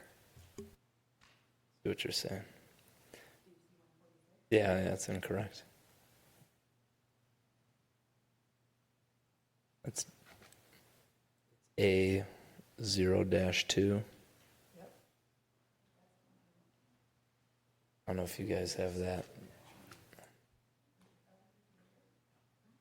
At least we can clarify what we're seeing right now should be reflected, and we can at least add that condition.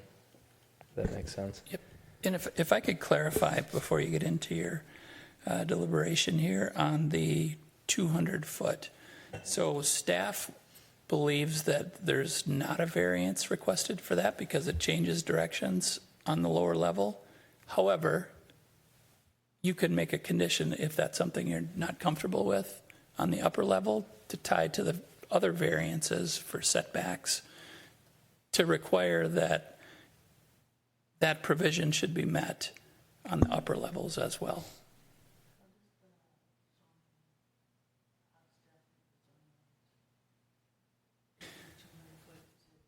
It's not clear. Which specific ordinance? Because I've seen the 200 feet mentioned for POD and PID, but I didn't see it in the PCD ordinance section. So I'm just trying to figure out which. It reads this, the way the code reads is no building facade shall be longer than 200 feet without changing directions by a minimum of 90 degrees. So it's not clear exactly. Is that in the PCD section, specific section? Because, like I said, I only had seen it in the POD and PID. I hadn't seen it in the PCD. That's why I was confused about that earlier. Check that. And the only reason I do not mind a warehouse-looking wall. I mean, I don't mind the 212 feet of glass and steel at all. The only thing that it's bothering me about is if we have a 200-foot facade requirement is, does the building, if God forbid, the hilltop goes away and they want to do a 220-foot long facade? I mean, I just want to make sure we're not opening the door for really long facades. That's all.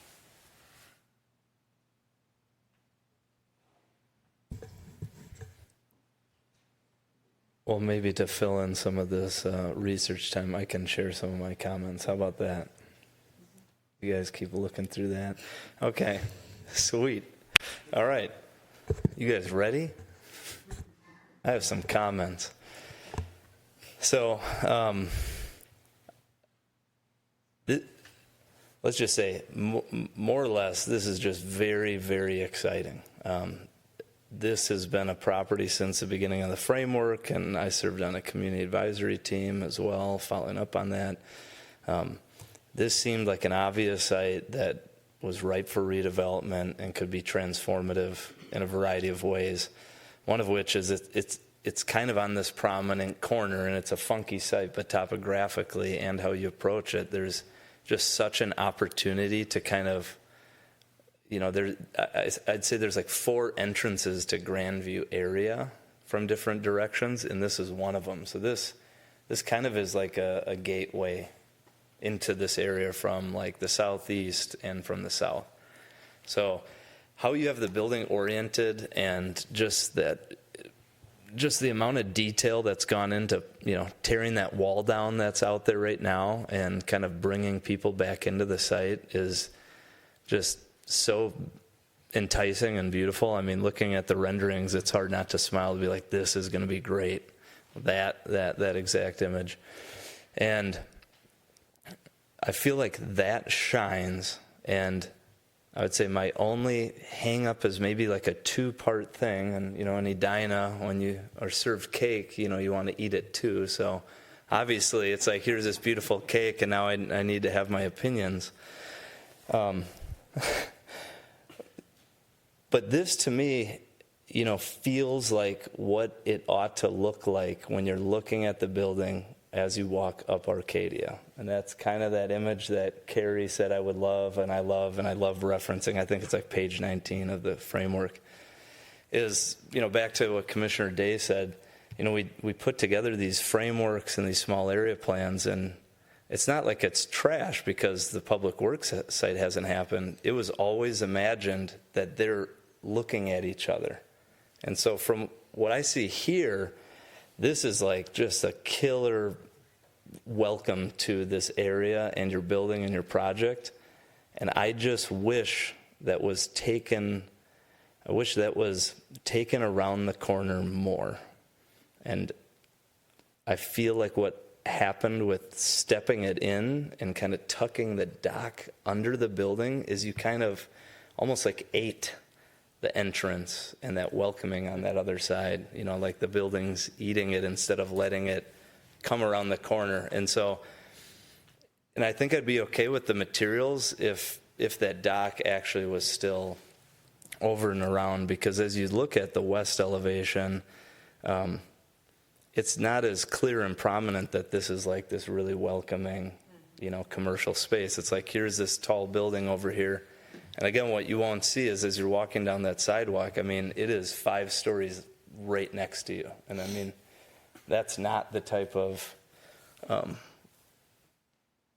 appearance you want there or from across the street. So I feel like, like if the building shifted back the 4 feet and you added a column line where that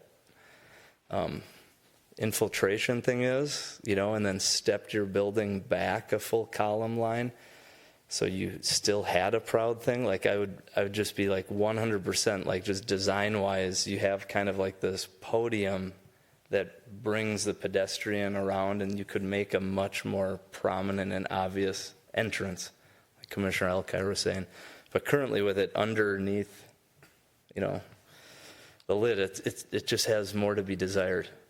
That said, like if this was built, tomorrow, it's going to be incredible. It's just, I feel like one of our key jobs is to like look at the future of this area, and there's a framework developed around it, and so we have to take mind of what's west as well as what's north. Like right now, it's this ugly frontage road, but eventually that might go away, and the building across the street might develop. And so as you build this, like we hope this is sitting here for 50, 100 years. But if we do the wrong thing on 2 of the sides and then it redevelops, like you're losing opportunity and just passing it down the line. So I would say if for whatever reason you can't get creative and do some shifting or prominence with kind of that west side, I think you need to do something on the east side to just draw people in and around and just use that space. And I would be okay without the 200-foot variance on the north side. I'm fine with that as long as the west side improves. So I would more strongly recommend a brick or stone at that ground level where the parking is. I don't think tying metal panel in to the ground is necessary. I think if you had that more natural material, it's just a more warm break for a pedestrian to be walking down. It'll feel more inviting and warm versus a metal panel. So like it's very obvious you're walking by a parking entrance, but there's ways to dress that with, you know, brick and different material. And then at least as you look at the building from the public works site, that whole first level would look different, which is I think what we would want, you know, more than, at least that would tie in that kind of public realm into that amenity, the restaurant. And I think just two things. If this remains this awesome office that with multiple tenants and you have this killer restaurant there, this is going to be just crazy successful. I mean, it'll be like the Hazelwood that's just not in Edina, you know. We just want more of that kind of concoction, a mixed use site that allows people to come in and gather that don't just work there. So I think it's a great job. Any other comments? Yeah. We'll go down the line. Commissioner Day. Oh, sorry, I just wanted to go back to the 200-foot thing because I was looking it up. So I was able to find it, section 36-618, number 11. I love how our code is structured out. Yeah. Number 11, point C. Yeah, that's what. There you go. So to be very specific, but it is a pretty vague ordinance in terms of how that's written. So I think we have to have a discussion about what the intent there is, and maybe it's something that we think about when we revisit the code here soon. We talk about some clarity around that piece. I mean, that's a very specific thing, but it's something worth revisiting since we're kind of don't have a good answer to it right now. Yeah, Commissioner Fell.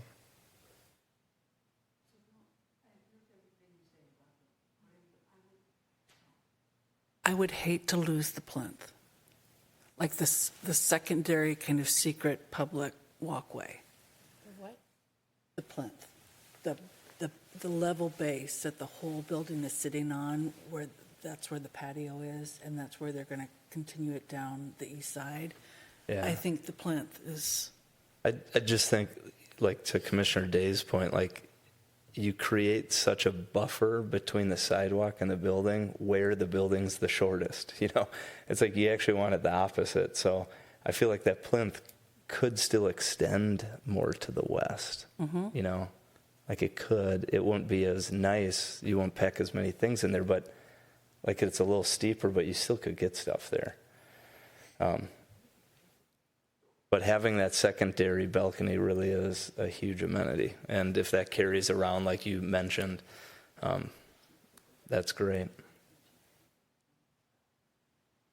Any other comments? Any potential motions? I mean, is there a particular item that people would or feel strong enough to condition? I know, Commissioner Elkhart, you had a couple points. And, you know, again, a condition is mostly just a note to the council at this point. So if there's general support for certain conditions, I would say there probably is. It seems like there's a number of things that deal with level 1. Do you have anything? Yeah, I've been trying to think about how to word that. So my main concern is pedestrian and bike access off Eden. So Director Teague, if we wanted the council to pay special attention to that in their review, how would one word a condition? Any coaching on that? Yeah, I was thinking about that. Good. You could add a condition there, number 14, that the applicant consider revising the plans to provide a more safe pedestrian and bike access off of Eden into the building. Something to that effect. Sounds great, thanks. I'm writing that down.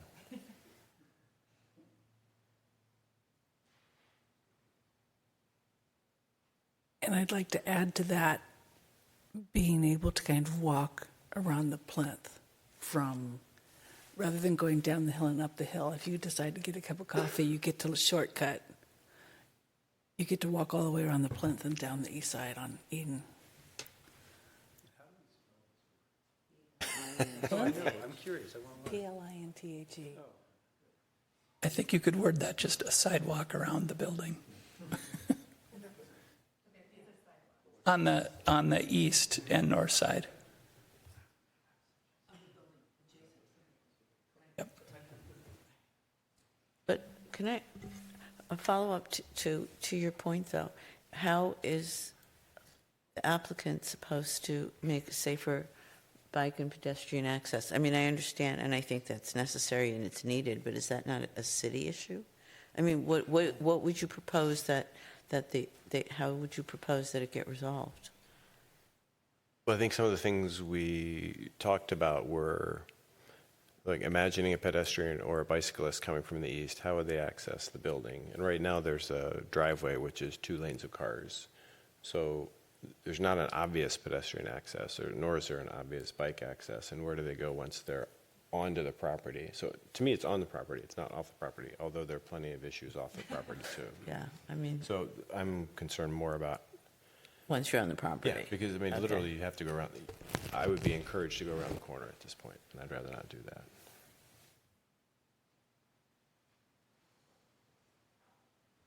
Do we have any concerns with the materials on the first level, being stone and brick? Is that something that folks feel strongly about? I mean, I have no issue with the glass at all, but I do just because of the sheer height of the building there that just you won't be able to see or feel that right now. I mean, you're going to be walking a few feet away from 5 stories. Like, I just don't think we need metal panel there to tie it in. Yeah, I agree with that.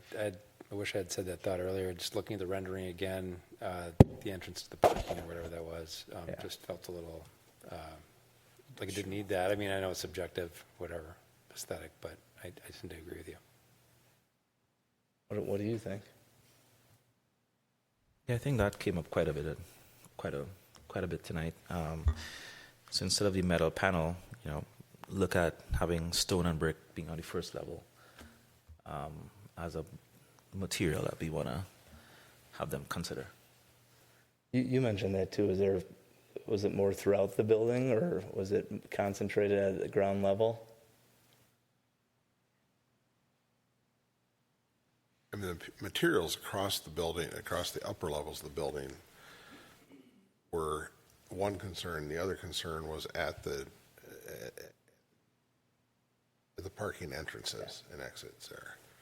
It was just, yeah, I mean, those were, I mean, I know it's 90% of the building now, but those were, there's glass across it and then those 2 entrances mainly. I think I like the dock that comes out, and I like that, the landscaping and everything. And again, I'm not sure if to talk about the biking entrance. I mean, I'm coming out from that east side. I'm going to come down that sidewalk and roll right in the parking lot and park my bike at a rack inside. That's not going to bother me. But I understand where do you feel like you should go in the building? Where does it make you feel safer? But there's not be cars. I mean, there's 330 spots. There's not going to be 330 cars coming and going every hour. I mean, there's going to be cars coming and going throughout the day. But to me, it would feel relatively safe just going in that south entrance, southeast corner, where the driveway is. But that's just me for the biking part. So. Did we have a view from Eden in the newer, fancier renderings?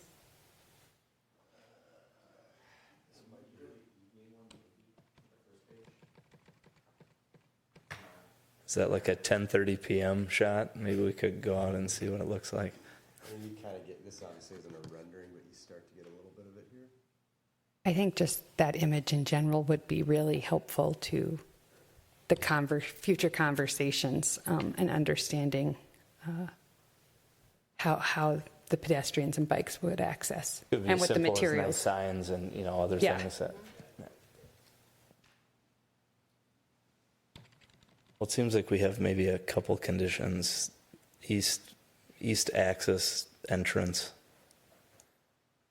prominence and details around it, sidewalk around the plinth, and then the different material choice at the ground level by the parking entrances. Are there any like other conditions that feel like there's kind of unanimous support of? That it's a tapas restaurant. Can we put that as a condition?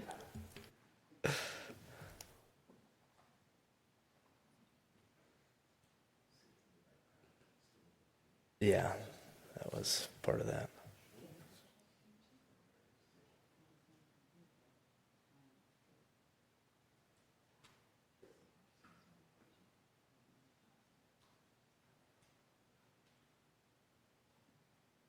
So we got 3 conditions.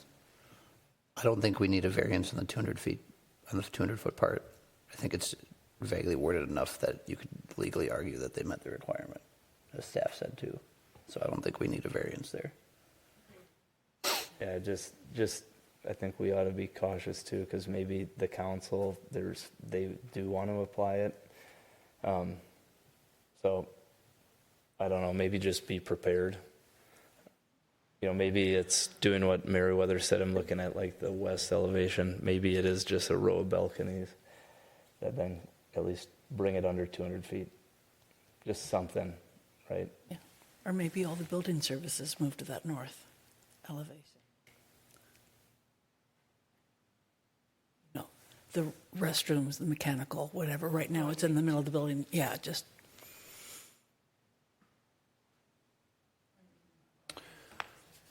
I think we're good. So are we ready to make a motion? Yeah. Yep. Okay. I'll take a shot at it. So I will motion that we recommend the city council approve the rezoning subdivision site plan and variances subject to the conditions that we listed off in the last 45 minutes or so. And yeah, I think that covers it. So. Want me to list off all the Be clear conditions? on what the conditions were? Yeah. Subject to the conditions that Carrie Teague has written down. Carrie, could you read them out loud? I'll take a shot, and I can always go back and listen to the tape for more. But I've got applicant consider safe pedestrian and bike access off of Eden to the east entrance, provide additional sidewalk around the plinth of the building on the north and east side, provide stone or brick or alternative materials to be added on the ground level. Is the plinth north and east, or was it north and south? The plinth is on the west side. All along Yeah. This is the plinth. Didn't you want it to go to And Eden, which yeah, is south? And Nick's already said they're going to do that. Right, but Carrie said he said north and east. Didn't you mean your West and south. west and south, not north and east? I believe east and south. You come off of this and you kind of come down east and south, right? Got it. Because it already connects this way. Yes. Yeah, Yes. east and Yes. south. Yes. Can I ask a process question? I couldn't get enough of a sense while we were talking that there were 5 of 9 in favor of the materials change. Maybe it's academic, but because I don't particularly concerned about that, and I would vote against it if I could, but I don't know if I need to jeopardize the whole process. I mean, would you mind having a voice vote on that one to see whether that should be included? And I'm just going to say, I think they've got enough direction to figure it out. Have enough what? I think they have enough direction from us to think through that. Well, the The condition is saying we think they should change the materials. And I just want to make sure that 5 out of 9 of us think we should change the materials. That's really my only concern. Oh, and then I would say, right, whatever materials they pick, I don't think it has to be brick or stone. So I would vote against saying brick or stone. I would say friendlier or think through that plinth. I would just direct them to think through the first floor. Yes, but that's not what we're saying. We're saying they need to use brick or stone. And I'm saying I'm one of those that would be against that. Natural materials, this was in the code. Right, so we're saying we want to follow the code and not have that variance. Not for the first 60 feet. We don't want to grant that variance. Because you need it No, you are for granting the first 60 feet. You are granting the variance. They're not fulfilling the actual. You would be granting code. the variance subject to that condition. So we would be saying, yes, it's approved, subject to them adding more natural material, which could be a wood veneer on metal to make the garages look less concretey and maybe warmer otherwise. Ground level. Okay, so we're not saying brick or stone. We're not saying brick or stone. We're saying natural, because that's what the code says.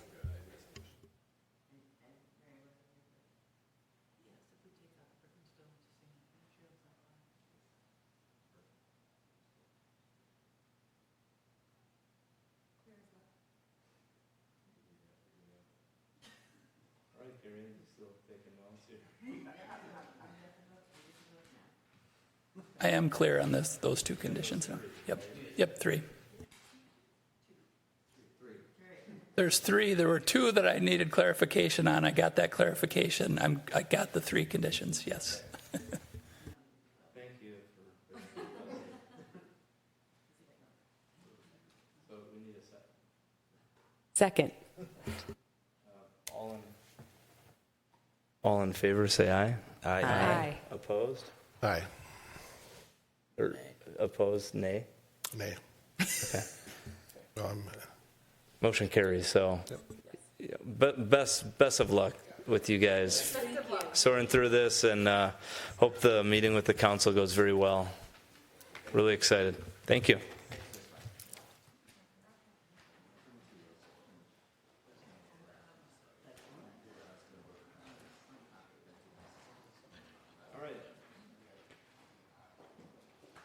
That concludes our public hearing. So now we got chair and member comments. I'll kick one off. So just so everyone knows, there is an RFP out from the city for the public works site as of 3 weeks ago.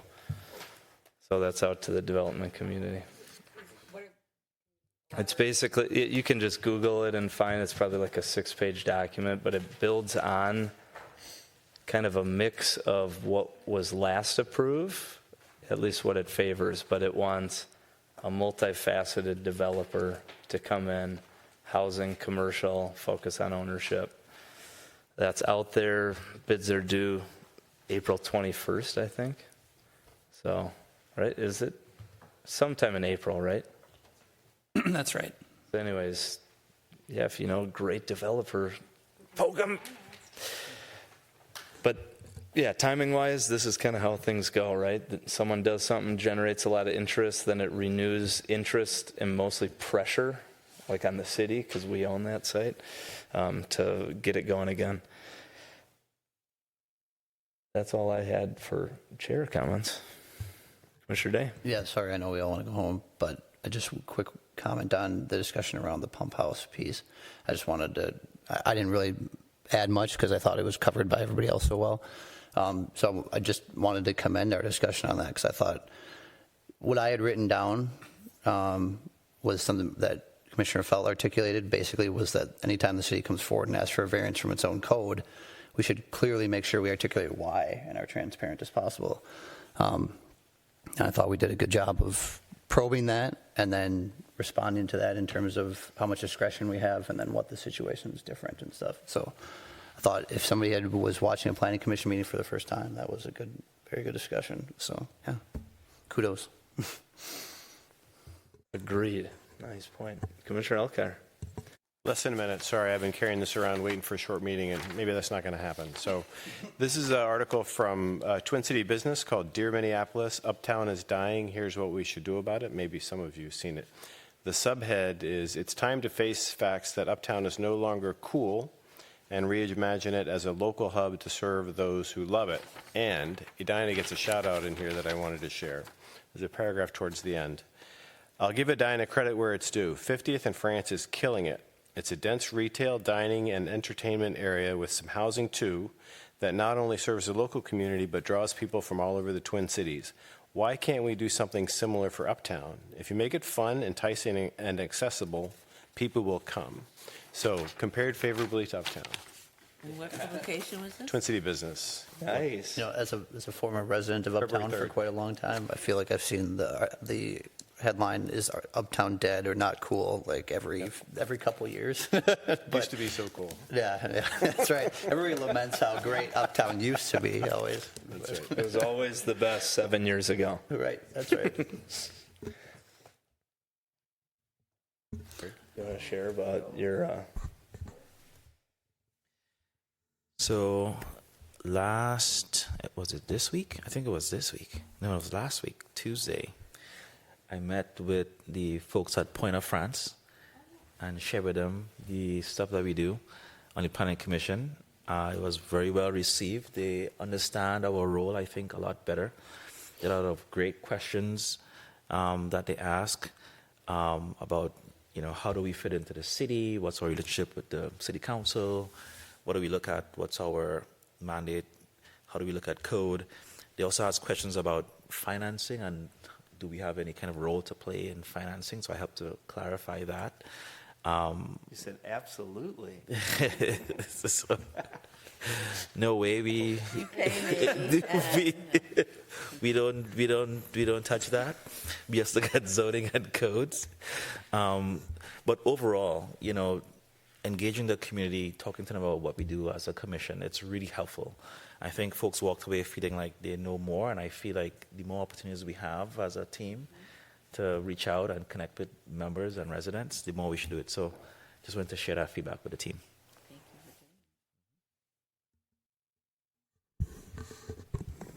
Oh, no, staff comments. Motion. I do have a couple. Nothing from City Council. They will, the public library site that you all considered, that goes to them next Tuesday, April 1st. But just a reminder to the commission that our next meeting is April 8th, and that's a Tuesday. We'd also, hopefully if everybody is there, we'd like to take a new Planning Commission photo. So if you wouldn't mind coming 15 minutes early, we'll send out an email reminder also. That is it. Motion to adjourn. Second. All those in favor, say aye. Aye. Meeting's been adjourned. Thank you, everyone.